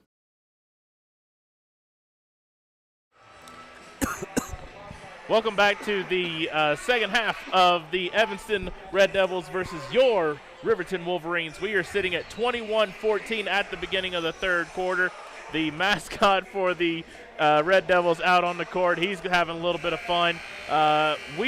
Kevin, first and foremost, is he really a mascot or he's just a dude in a mask? Yeah, that's not overly committing to the cause. Anyway, it's going to be very important these first 2 minutes for the Riverton Wolverines. They are not playing to their potential so far. Yes, they have the lead 21-14. That's all fine and dandy, but they are definitely going to need to do a lot more quickly at the beginning of this one. Inbounding, the Riverton Wolverines are going to go left to right now as they come out left to right on your radio dial. Parker Paxton has the ball. He's going to run to his left as they start it with the second half. Parker's going to drive all the way down, put it up, and good. That's a good start for the Wolverines to go on and get that first basket. Zermeno's going to bring it up for Evanston. He hands it off to Noah Conrad. Noah Conrad, who only has 2 points. Back up to Noah Conrad. Almost tipped away by Vincent, but it finds its way into the hands of Smith. Smith brings up top, back to Zermeno. Zermeno looking to drive down the middle. He does, but he pulls up, gets to Conrad. Conrad for 3. No good. Tanner Johnson with the rebound. Gets it to Vincent, and here we go the other way for Riverton. Vincent with it on the right wing. He's looking to possibly drive, but he gets it back out to Johnson. Johnson to Paxton. Ingles going to set a screen. Not used overly well, but Paxton picks up from 17. Oh, in and out. No good. Comes away with the rebound. Does Robinette for Evanston. Robinette to Conrad. Conrad guarded by Paxton. It looks like they're in the 2-3 zone. That has worked well for them at times, but let's see here. Inside to Kai Barker. Back out, and a three-point shot is up and no good by Smith. Rebound by, I think, Kai Barker, and it goes out of bounds as he falls out, blocked off by Engel. Really weird start to this for a third quarter. A lot of not crisp passes on either side. Looking to inbound it, Evanston gets the ball into Kai Barker. Kai Barker looking to drive, laying in the game with 3 fouls. gets over to Noah Conrad. Noah Conrad is guarded by Jason Vincent. That may be why he's not got a whole lot of points for today. Zermino over to Smith. Smith gets it out to Robinette, who shoots for a three, misses completely wide left. Old reference to FSU versus Miami in football, hitting only part of the backboard. Away comes Riverton. Paxson looking to drive, pulls it back out, and resets. Paxson with it, gets it to Engel on the right side. Inbound, or inside pass to Vincent. Vincent misses a close one, and it's going to go out of bounds off Robinette. That caused by Vincent's intensity and maybe a little bit of physical contact. Yeah, Vincent very, very, very intense on that defensive possession there, but able to get away and get a rebound, or Riverton possession. Paxson gets on the inbounds, dribbles up to the free throw line, shoots from 15, up and good. So Parker with a quick 2 baskets here to start the third quarter. 25-14, lead extended up to 9 for your Wolverines. Feeding in the post is Evanston, and they're going to get an offensive foul on Cohen Morrow. That's his third, team first of the quarter. Sorry, everybody. We taking a.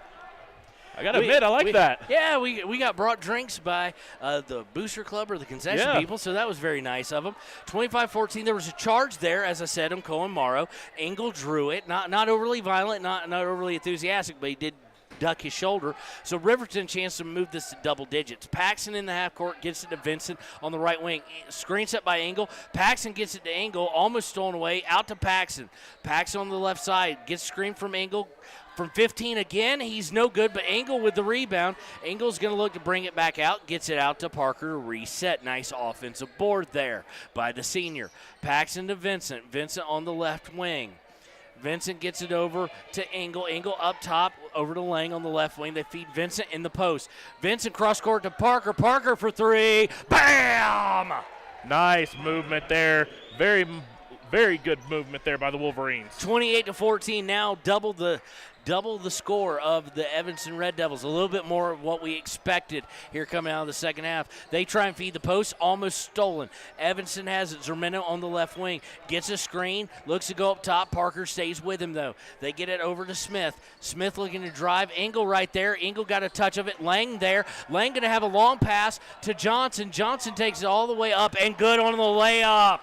This is now, like you said, partner, starting to look like the Riverton Wolverines that we're expecting in this game. I kind of expected a timeout here quickly, but 30-14, 4:20 to play in the third.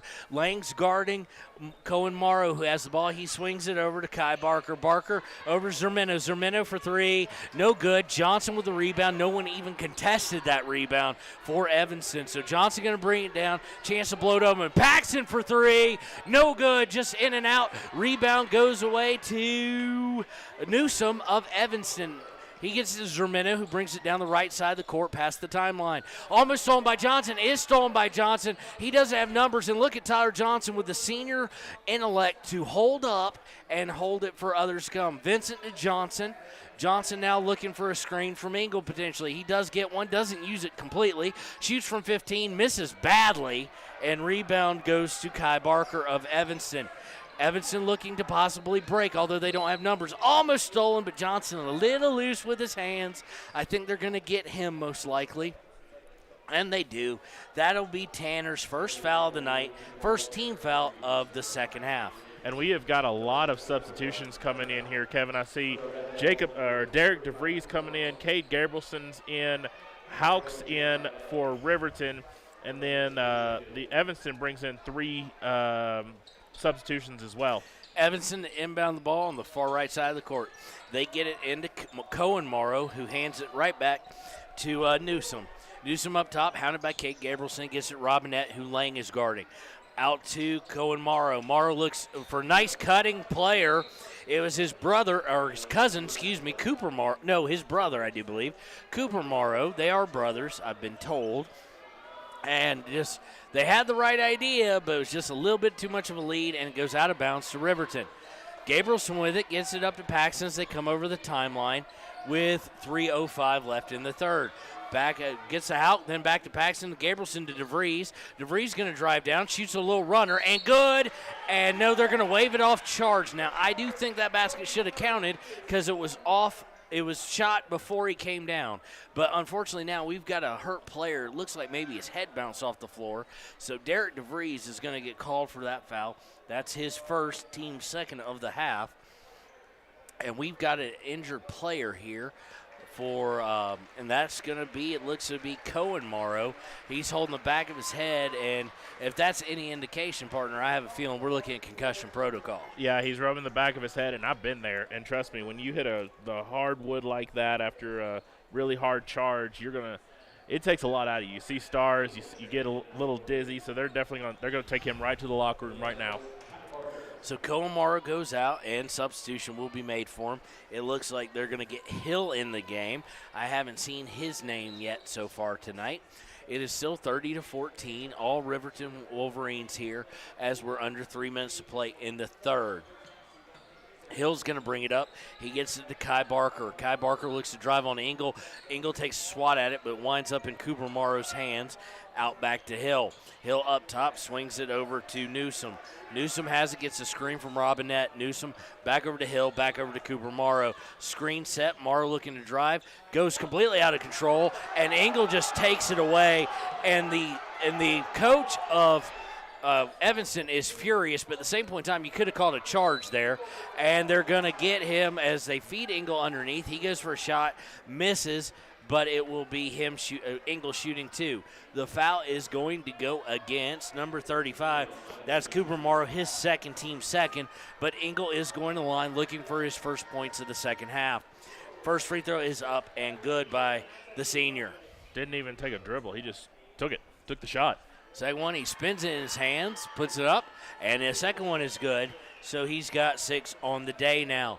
32-14 with 2:19 and counting in the third. Hill's going to bring it up for Evanston. Gets it over to Cooper Morrow, who DeVries is on. He switches off to Tanner and back to DeVries. DeVries almost with the steal, but winds up with Robinette. Robinette drives. Engel takes the charge, and that's going to make the Evanston coach furious.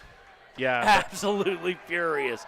I think it has nothing to do with that play, but goes back to the previous. Yeah, it would look like a clean charge. Engel had his feet set, and so, that was a clean charge. That's against Robinette. That's his first, team third for Evanston. And down comes Riverton up by 18 with a chance to go to more. Engel with a handoff drive and puts it up easy peasy, nice and easy. And it is now up to 34-14, 20-point lead for Riverton, looking exactly more like we thought. But here's the interesting part. Defensively, Evanston is going to get DeVries on the hold. Evanston has 0 points in the second half, and we've only got 1:43 left in the third. Yeah, absolutely. But let me also say that Lucas Engel last night was trying to go for those dunks. Tonight, same situation, goes for the layup. DeVries with the foul. That's his second, team third of the half. Inbound by Evanston to Hill. Hill on the right wing, Gets it over to Kai Barker. Kai Barker breaks down Engel, puts up a baby hook and misses, and then a sarcastic clap by the coach as that foul's going to go against Lucas Engel. That's going to be his third, team fourth of the day. Minute 32 left in the third, and a chance for Evanston to get their first points of the half. Free throws up and no good by Kai Barker. He's got one more coming. Lucas Engel going to come out for probably the rest of the quarter, and a few other substitutions as well. Tanner Johnson in, Lang, I believe, just came in, and so to reset, it's Lang and Jason Vincent came back into Paxton and Engel going out, along with Hauk, I do believe. And there we go. Kai Barker gets the first point of the half for Evanston. So it's 34-15. It was a run of 2, 4, 6, 8, 11. That was a 13-0 run by Riverton. But don't look now. Stolen from Tanner Johnson, and here comes Evanston. They're going to kick it out for a three by Newsom. He's going to miss. Rebound comes away. They're going to get a foul. The rebound is going to fall to Kai Barker. I think they're going to get Kay Gabrielson on that one. If so, We're waiting to see if they do. They do. They got Cade. That's his first, team 5th. So inbound is going to be by Evanston. It's going to be Newsom inbounding to Cooper Morrow. He shoots a 3. Missed. Jason Vincent with the aggressive box out gets the rebound. Goes to Gabrielson, gets it to DeVries. DeVries looking to drive, gets stopped, goes baseline, swings out to Tanner Johnson, almost a little high to Vincent. Vincent driving down the middle. He's going to get it stolen. No, it's going to be tipped out of bounds, though, as Cooper Morrow looked to dive for it, and we've got 56.3 seconds left in the third quarter. If that had been a crisp pass to Tanner Johnson, that would have been a clear, open three-point shot for Tanner. Tanner now is going to be out of bounds, taking the inbounds. He's got Cade Gabrielson there, passes out to Derek DeVries, and DeVries will reset with 50 seconds and counting. DeVries got it up top, gets over to Lang. Lang really not a, could have been a palming call there as he tipped the ball up from underneath. Gets over to Johnson, though, on the left wing as we go under 38 seconds to play. DeVries to Lang. Lang looking to drive. Has to pick up his dribbles. Feeds Vincent on a nice cut and is up and good. Vincent's first points of the half, and we're back out to a 21-point lead here. Actually, Kevin, that looked like Derek DeVries on the layup. Yeah, excuse me. Was it Derek DeVries? It was Derek I thought DeVries. It was 0. I saw, Derek DeVries with the pass and the shot there. Good. Out of bounds, goes off of Evanston there. Evanston kind of falling apart here in the second half. It can't be legs, though, because they go deeper than any team we've really seen. Inbound by Vincent to Gabrielson. Gabrielson's going to bring it down, gets it to DeVries. DeVries has it. He's going to come down the middle as we go under 4 seconds. Gabrielson for 3. No good. Rebounded by Evanston. They're not going to get a shot off, and we're going to go to half. Not half, the end of the third. We're going to go to the fourth quarter. 36-15. That was absolutely all Riverton. We'll be back on KTAK. At Teton Therapy, our people make the difference.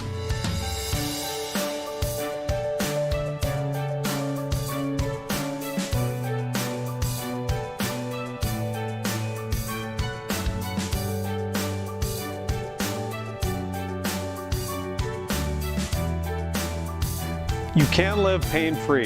The amazing staff at Teton Therapy can help in Lander and Riverton. And we're back on KTAK. Third quarter absolutely dominated by the Wolverines, who put up 15 points, I do believe. Yep, 15 points to Evanston's 1. And it wasn't even a field goal. It was just obviously the free throw. So, I mean, that's defensive prowess for the Wolverines. 8 minutes with no field goals whatsoever. We kind of talked about this with the home radio guys. They said the beginning of the first, which Evanston kind of they weathered it, and then the beginning of the third were always their kind of crutch points. And the third quarter was just absolutely awful for Evanston. Yeah, absolutely. Evanston kind of fell apart there in the third quarter, and Riverton really took advantage. Inbound by Evanston, going right to left on your radio dial. They get to Cooper Morrow, up top to Robinette, over to Smith. Smith picks up his dribble, gets it up top to Hill. Hill looking to see what he can do. Gets it back over to Smith. Smith dribbles the free throw line, picks it up, gets it back outside to Morrow. Morrow to Hill. Hill looking to get it to Robinette. Robinette not in any position to do much of anything, but he turns around, drives, and Engel says, no, sir. Engel was almost eyeing him down, waiting for the drive, and he rose up high and swatted it almost into the second row. Blocked by Lucas Engel, goes out of bounds. Smith will look to inbounds it, gets it into Morrow. Engel way outside on, Kai Barker, not Morrow. Gets it Robinette, swings it over to Smith. Smith falls down for some reason, picks his dribble back up, gets to Kai Barker, and back to him. Stolen by Vincent. Can Vincent get to it first? He does. Oh, but nice block by Cooper Morrow. But the funniest part to me is shaking the finger. You've scored 1 point in the half. Yeah, but and you still no. It's like the guys who celebrate a sack when they're down 45-7. But again, though, good defensive play there. Oh, it's a great sure. defensive play. It's just the taunting is a little bit much when you've gotten dominated in a half. But inbound goes to Engel. Engel to Johnson. Johnson on the right wing. Johnson going to use screen from Engel. Johnson looking for something. He's going to drive down the middle. Puts up a runner. That was ugly shot. But somehow it goes in for Tanner. I don't even think that was a shot. I really don't. I don't know what it was, but the ball went up towards the basket and went in. Nice pass over, and Engel unable to block it. Robinette with a nice movement of getting open, and he scores 2. That is actually his first points of the entire game. So quick timeout here with 6:43 to go in the game, and it's 38-17. We'll be right back on KTAK. During winter storms, it doesn't take long for roads to turn slick. Snowfall is often accompanied by high winds, and blowing and drifting snow can make it difficult to see the road. Speed limits are based on dry pavement conditions and good visibility. Be ready to reduce speed and increase following distance. Crashes are twice as likely to happen when it's slick out, and it's usually because someone is driving too fast for conditions. Remember, when there's ice and snow, take it slow. This message is brought to you by WyoToday. Is your resolution this year to be healthier? You may have made a commitment to improve your physical health, but don't forget about your financial health. Atlantic City Federal Credit Union is listed as one of the healthiest credit unions in the U.S., and we are the healthiest credit union in Wyoming, according to depositaccounts.com. Don't risk having your accounts anywhere else. Become a member today and accomplish your first resolution by becoming healthier. Financially speaking, that is. Federally insured by NCUA. Open your eyes to a credit union. Atlantic City Federal Credit Union. We're back on KTAK here in Evanston High School in Evanston, Wyoming. Beautiful area with some snow on the ground still. Looks like they got a lot more than Riverton, but then again, everybody gets a lot more than Riverton. Inbound to Paxton. Paxton's going to look to bring it up after the timeout. It's a 21-point lead for your Wolverines. Paxton has it, looks to drive, but pulls up his dribble and gets it over to Tanner. To Johnson. Lang has it up top. Lang looking to swing it. Gets over to Vincent. Vincent hits Engel underneath. They have to go back out to Paxton. Paxton to Johnson. Johnson for 3. No good, leaving it short. And you can tell maybe the legs on that one were a little bit going. Yeah, absolutely. And also he was wide out there, very far away from the three-point line. And we got a foul, and it looks like it's going to go on Vincent. And it will. So that is Vincent's first. Team's third of the second half, and it'll take inbounds to Evanston. That is the team's 6th of the second half. I'm sorry, I saw the wrong number. Yeah, so one more, and Evanston will be in the 1-on-1. Vincent with a beautiful steal, holds it up, gets it to Johnson. Gets it over to Vincent. Vincent has it, almost goes out of bounds, has to just throw it out, and it winds up in Red Devil hands. Red Devil's looking to drive. Lang with a nice little tap and causes it to go off the knee of, it looks like off of, I do believe, Hill. And so to go back over to Riverton, 38-17. Fourth quarter, not really crisp from anybody at this point. Yeah, absolutely, and I also honestly don't expect the Riverton Wolverines to try to make anything crazy happen quickly. Paxton to Vincent as they come over the timeline. We've got the starters in the ball game. Back up to Johnson. In no hurry, probably though because of it not being as big a blowout as a lot of people thought it might have been. I don't think we'll see going deep in the bench. Vincent for a 3. We did just get a little crazy there. And he misses, but rebound by Johnson. Johnson drives, puts it up. Oh, misses the little finger roll. Looked like it'd go. And Evanston looks to break. Vincent cuts him off and does a great job of stopping the break, and they have to reset. Zermino gets it over to Hill, gets it over to Cooper Morrow. Morrow looking to drive, puts it up, and he's going to get called for the walk, and he's going to give no argument there. He knew what happened. So we're going to get a timeout on the floor. We'll take it with them. We'll be right back here with the final 5 minutes on KTAK. Why should your new floor come from Carpet One? Because we're passionate about the spaces our neighbors call home. We're part of your community, and we're also part of the world's largest cooperative of independently owned and operated flooring stores. So you can be sure you'll get great selection and outstanding value with every installation. Whether it's carpet, hardwood, tile, or luxury vinyl, our experts take the guesswork out of choosing the right floor. We're your local Carpet One Floor and Home, the one store for your perfect floor.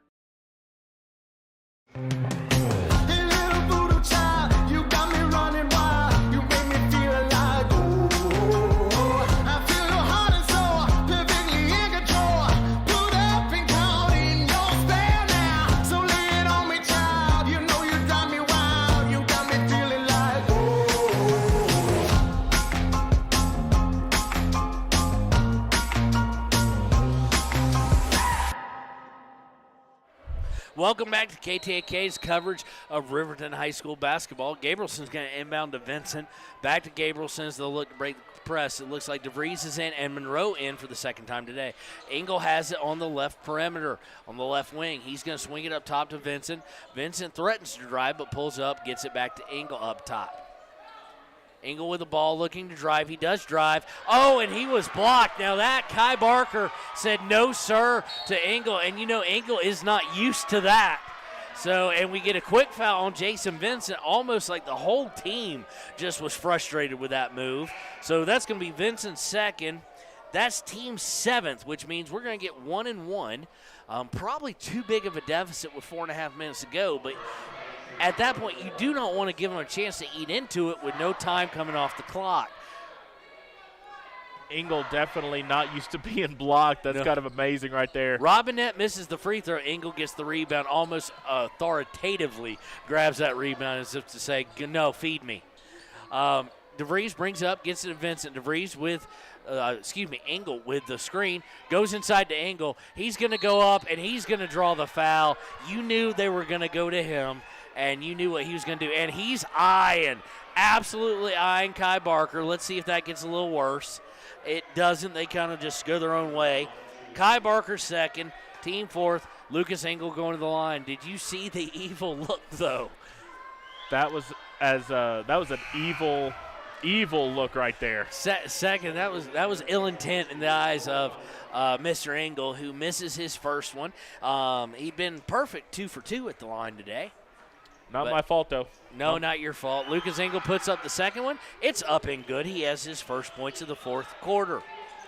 So we've played over almost 4 minutes, and we have 3 points to 2 points in the fourth quarter. Swing it back in. Noah Conrad back in. Zermeno wanted the ball, but they go to Kai Barker. Now they go to Zermeno. Zermeno bringing it up to the left wing, looks to drive, kicks it tomorrow over to Noah Conrad, who has been absolutely silenced. Zermeno gets it back over to Morrow. Morrow looking to drive off a Barker screen, and he's going to throw it away and out of bounds. Good defense by Riverton. What is Noah Conrad's average there? He's only averaging about 9 points a game. Well, he has 2, and you can tell he was the worry because Vincent's on him. And, again, much like last night with Taylor, Vincent has shut another guy down. DeVries to Gabrielson. They've got to get over the half-court line quickly. They do. DeVries to Vincent to Gabrielson. Gabrielson thought about the three. You can tell he wanted it, but back out to Vincent. Vincent pulls it back out, resets, gets the screen from Monroe, and winds up on the right wing. Up top to Engel. Is Engel going to break down his man? No, he's going to get it to Vincent. Vincent getting a screen set by Engel, but he'd already picked up his dribble, so he couldn't go anywhere. DeVries with it, and we're going to get a walk on Derek DeVries there. Just kind of silly. He got his hands operating a little, his feet operating a little too fast than his hands could go. 39-17, 3:22 to go in this ball game. Derek DeVries knew that he had traveled. He looked at Coach Sheets and just gave a big smile. So here we go. We're going to see Jason Vincent come out, and Tanner Johnson is going to come back in.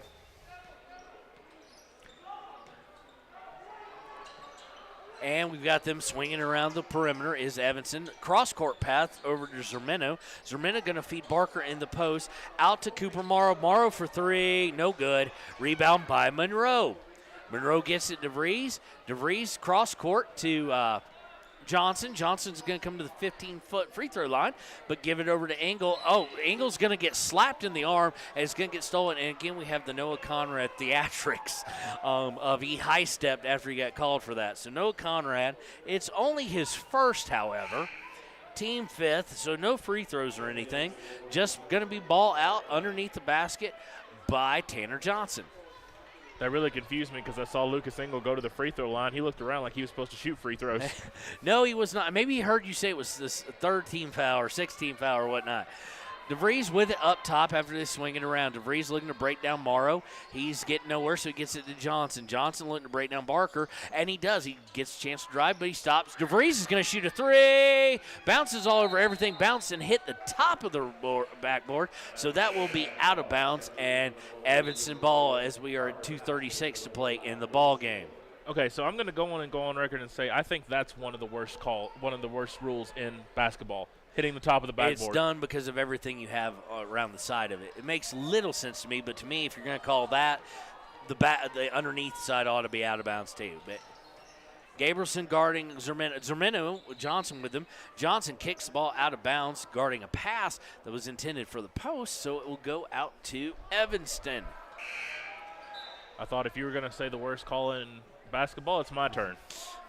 Cooper Morrow is going to be inbounding the ball. He inbounds it up to Noah Conrad. Conrad guarded by Gabrielson. Over to Zermino. Zermino to Barker. Barker facing down Engel. Looks to drive on him. He's going to look to probably spin on him, but he has to kick it back out. Morrow to Conrad. Conrad for 3. No good. Lang with the rebound. And it's Riverton's ball as we go under 2:06, 2:05 to play. Gabrielson brings up over the half court and gets it to Parker Paxson. Paxson looking to drive down the right side. He gets stopped by 3 people, gets it out to Johnson, and Johnson looks to drive, but he turns the ball over, and off we go. I think they're going to get that he slid out of bounds. He did. Zermino dove for a tipped pass and wound up sliding like he was on a slip and slide all the way out of bounds with the ball. Johnson inbounds to Engel.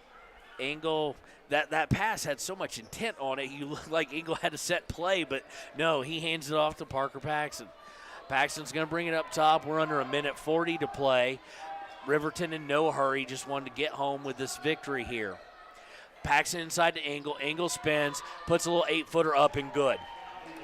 Engel's still playing like he's got something to really prove here. I don't know why, but he's a good shot there for sure. Noah Conrad brings up, gets it to Morrow on the left wing. They try and go inside to Robinette. They do. And he stepped out of bounds on the line, and it'll be a turnover. 1:17 to go, 41-17. You got to feel, although the offense has kind of been at times, the defense, if you can hold a team to just in the teens, that's got to feel pretty good. So it looks like mass substitutions going on for everybody. Yeah. So Evanston's got all sorts of new guys.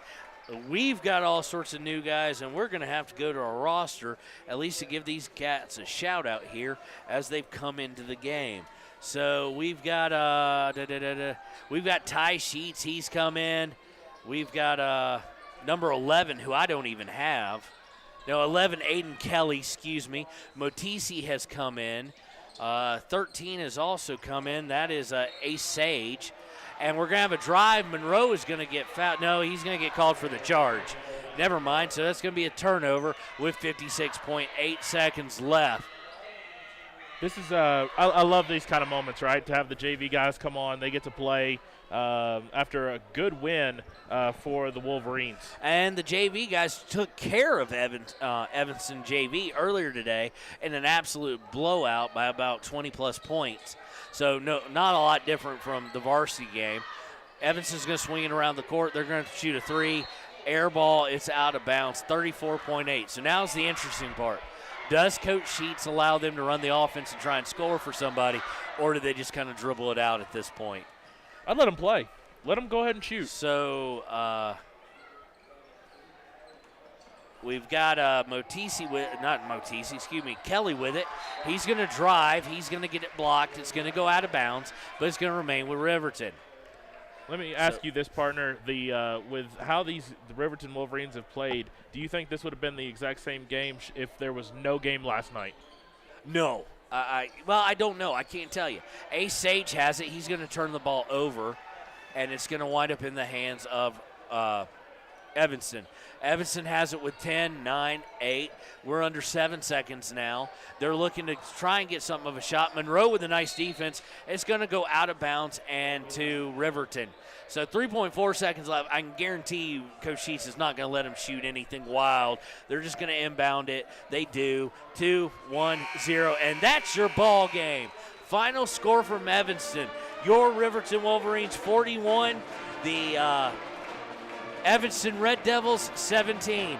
We'll be right back in just one moment with our Click It or Ticket post-game show here on KTAK. Gotchi Rehabilitation and Wellness knows what it means to be on top of your game. For over 60 years, Gotchi has led the field in providing physical therapy, occupational therapy, and wellness in Thermopolis and their facilities in Worland, Basin, Cody, and Shoshone. Whether you're recovering from an injury, deconditioned, post-stroke, or just looking to take control of your health, you'll find years of dedicated experience paired with personal care at Gotchi Rehabilitation and Wellness. Learn more at gotchi.org. Your car or truck is an investment. When it needs repairs, you need someone you can trust to do the job right. Take it to Gunner's Automotive. They repair all makes and models of cars and trucks, from oil changes to brakes, tires, and more. Gunner's Automotive, 856-2288. Riverton's Hampton Inn & Suites is proud to sponsor our youth athletics in Fremont County. Fremont County school athletics provide our youth timeless experiences and lessons that can lead to success for life. Setting goals, teamwork, and hard work make young athletes into good citizens. Welcome back to the Click It or Ticket postgame show here on KTAK. We're waiting for our Papa Murphy's player of the game, so we'll go over some stats. Again, the final 41-17, and what a second half defensively for your Riverton Wolverines, allowing only 3 total points. 3 total points in the entire second half, a free throw in the third, 1 field goal in the fourth, and of course they have turned off those scoreboards very quickly. They probably always do that. But as far as stats go, leading scorer for Evanston was Kai Barker with only 5. Nobody else had more than 1 possession's worth of points, with Smith and Newsom with 3, and then Cooper Morrow, Robinette, and Noah Conrad with 2 each. We'll be right back here on KTAK with our Papa Murphy's player of the game. Stone Energy Cooperative. What does that mean for you as a Rural Electric Association member? It all comes down to 7 principles: open membership, 1 voice, 1 vote, member benefits, independence, education, cooperation, and community. To understand how it all works, we're headed back in time.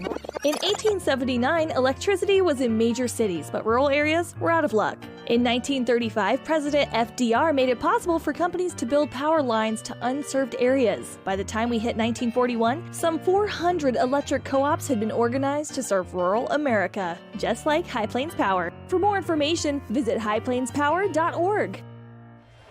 All right, and we're back here. Our Papa Murphy's player of the game, the senior. You know him, you love him, the big man in the middle, Lucas Engel. Lucas, what a win tonight, defensively especially. That was a great team win. I loved our defense today. 3 points in the second half is great, and to do it twice in a year, that's great. To not have a field goal in a whole quarter has to be demoralizing if you're on the other side of things. But I want to go through one play in particular, the play, probably the one you don't want to remember, the one where you were blocked down here, and you looked like you turned it up into another gear right after that. Yeah. You just gotta go. You can't think about things too much. You can't sit on them. So how does it feel to come down here last night in Green River to go into first place all by your lonesome by defeating Green River in front of a hostile environment, then to turn around, come to a place that's quote-unquote known for its environment, and even though the offense at first kind of was struggling a little bit, to kind of just right the ship, lead away, and then you go home with 2 big, convincing victories leading into really the final 5th of the season?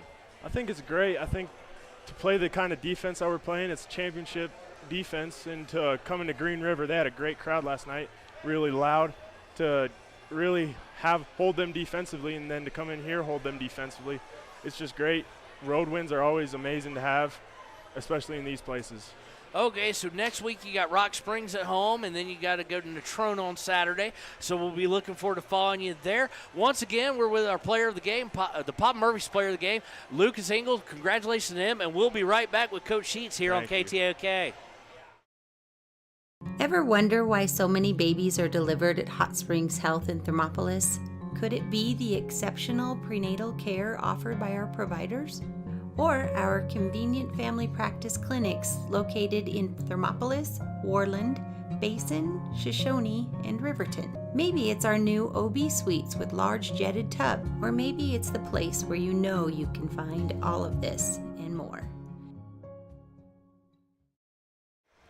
And we're here with Coach Sheets on the Click It or Ticket postgame show. One of the things I'm starting to discover in my first year getting to call you guys, and it's been an absolute privilege, is that this team is known for defense.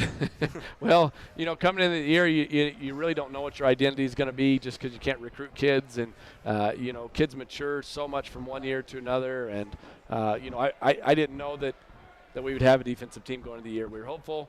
The kids have been in the program for a while, so they kind of know what's going on. But, man, it's been a blessed surprise for sure for us. Well, you generally don't see a stat line where a team has one field goal and a half and one free throw, and that's all they scored in the second half. And for you guys, that's the second time you've done it. Right. No, it's good for us. And, even yesterday, I was complimenting the guys for only letting them score 20 points a half, and Jason looks at me and said, Coach, that was our score. And I said, oh, even better. They only scored 16 points. So against, the other team that's kind of fighting for the conference lead, to hold them to 16 points and a half, it's huge to come out here. We had some good looks in the first half. They just didn't fall, but to hold them to 14 and then to hold them again to not really scoring, but one field goal in the second half is huge. So now you've got Rock Springs on Friday night at home. Yep. Sure, you want a big crowd out for that one, and then you got Natrona on Saturday. But how does it feel to come down here and in one night, secure at least first place in the region, knock off an undefeated, then come back the next day and see the defense just carry you through, so that you're going home with two big road wins as we're about to go back over South Pass, and we're going home happy. Yep. Well, the term defense travels comes in that, and it's true this weekend especially, to have the atmosphere they had last night. That was a cool place. It was rocking. They turned the lights off, the glow sticks, the crowd's in it. It's a hostile environment. Those are easy games to play in because they're fun. Then a Saturday you kind of have to go back to the drawing board a little bit and just be ready. And just proud of the boys that defensively, even when you're not making all the shots, because 41 points, on an average night won't win you too many games. But when you can win by 20 or more and only score 41, that's pretty good. So very proud of our boys. Can't say that enough. Well, congratulations, Coach Sheets, the other coaches, as well as the players on the Riverton Wolverines on a great weekend. Remember, next week we'll be live at 6 and 7:30 as we'll face against Rock Springs at home. Want everybody to come on out to that game. And that's senior night, so we have got 4 seniors we want to honor, next week. And so, that'll be their last regular season home game, so come out and support those 4 seniors. Absolutely, so come on out. We'll be right back to wrap up the Click Your Ticket postgame show here on KTAK. Thank you. Hi, this is Terry Banker. I'm minister at New Hope Christian Church in Lander, Wyoming. We want to support the kids of this area academically, athletically, and spiritually. Our address is 630 Mount Hope Drive. Come to Sunday school at 9:30 and our worship service at 10:45. Former University of Wyoming quarterback Josh Allen is worthy of Wyoming. 23 plays into my first start here at the University of Wyoming. I dropped back, kind of went through a progression. I saw the middle of the field kind of open up. I decided to lower my shoulder. His helmet went straight into my collarbone here. We landed on the 20-yard line. At that moment, I knew something was really bad. So Josh's collarbone was pretty bad. He had broken in multiple places, and it required hardware fixation with the plate in order to get it back together. It was devastating news to me and my family, just knowing that, it could have ended 23 plays in. We had no question whether we could perform the surgery here, given our wide range of varying subspecialties within orthopedics. I would recommend Premier Bone and Joint Centers. The thing that made me feel really comfortable with them was they made it feel like your own family. I think he'll have no problem performing in the NFL. His rehab and his recovery done very well, and I don't see any restrictions on him whatsoever. They want the best for you, and they won't steer you wrong. Let us show you why we're worthy of Wyoming. Hi, this is Tyler Watson, your local State Farm agent. I'm a proud sponsor of Wolverine Athletics and all of our student athletes here in Fremont County. Youth sports are a great way to build future skills that help our kids succeed in life. Teamwork, leadership, time management, and how to perform under pressure can all be learned on the field and in the gym. Good luck to each and every one of the student athletes. Go Big Red! Tyler Watson State Farm, 618 East Washington Avenue in Riverton. Call 856-4118 or visit insuringriverton.com. Like a good neighbor, State Farm is there. Welcome back to the Clicker Ticket postgame show. Again, Lucas Engel, the senior, the big man, you know him, you love him. He is our Papa Murphy's player of the game. He finished the day with 11. Tanner Johnson led the way with 15. Parker Paxson with 9. He got back on the scoring bit. And Derek DeVries with 4. Excuse me, not 2. I wrote down 2. It was 4. And those were the only scorers for all of Riverton. Now, comparatively, like I mentioned earlier, they did have more people score. But the whole 3.5 points, holy cow. What an effort. So next week at 6 and 7:30, senior night, we're going to be honoring several seniors on both the girls and boys side. So please come on out. If you're a student watching or listening, we want to rock a student section. We've seen what one can be. We've seen what you can do when they were at Lander Valley, our best student section of the year. So I want to see you loud and rocking for these seniors as they've earned it as they go into the final home game of the season, and then they've got to hit the road on Saturday. We'll hit it with them to Natrona. So once again, final score here from Evanston, 41-17. Thanks for tuning in, and we'll see you next Friday night here on KTAK.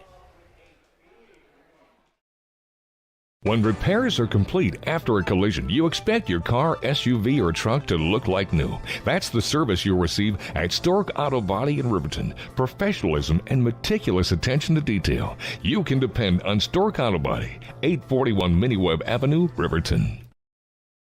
The choice is yours. Sutherland's Friends of the Family Plus Consumer Credit Card lets you choose from 5% off instantly at the register or special financing on qualifying purchases. That means no forms, no waiting, no rebates. You can choose 5% off instantly with your Sutherland's credit card. Got a big project? Choose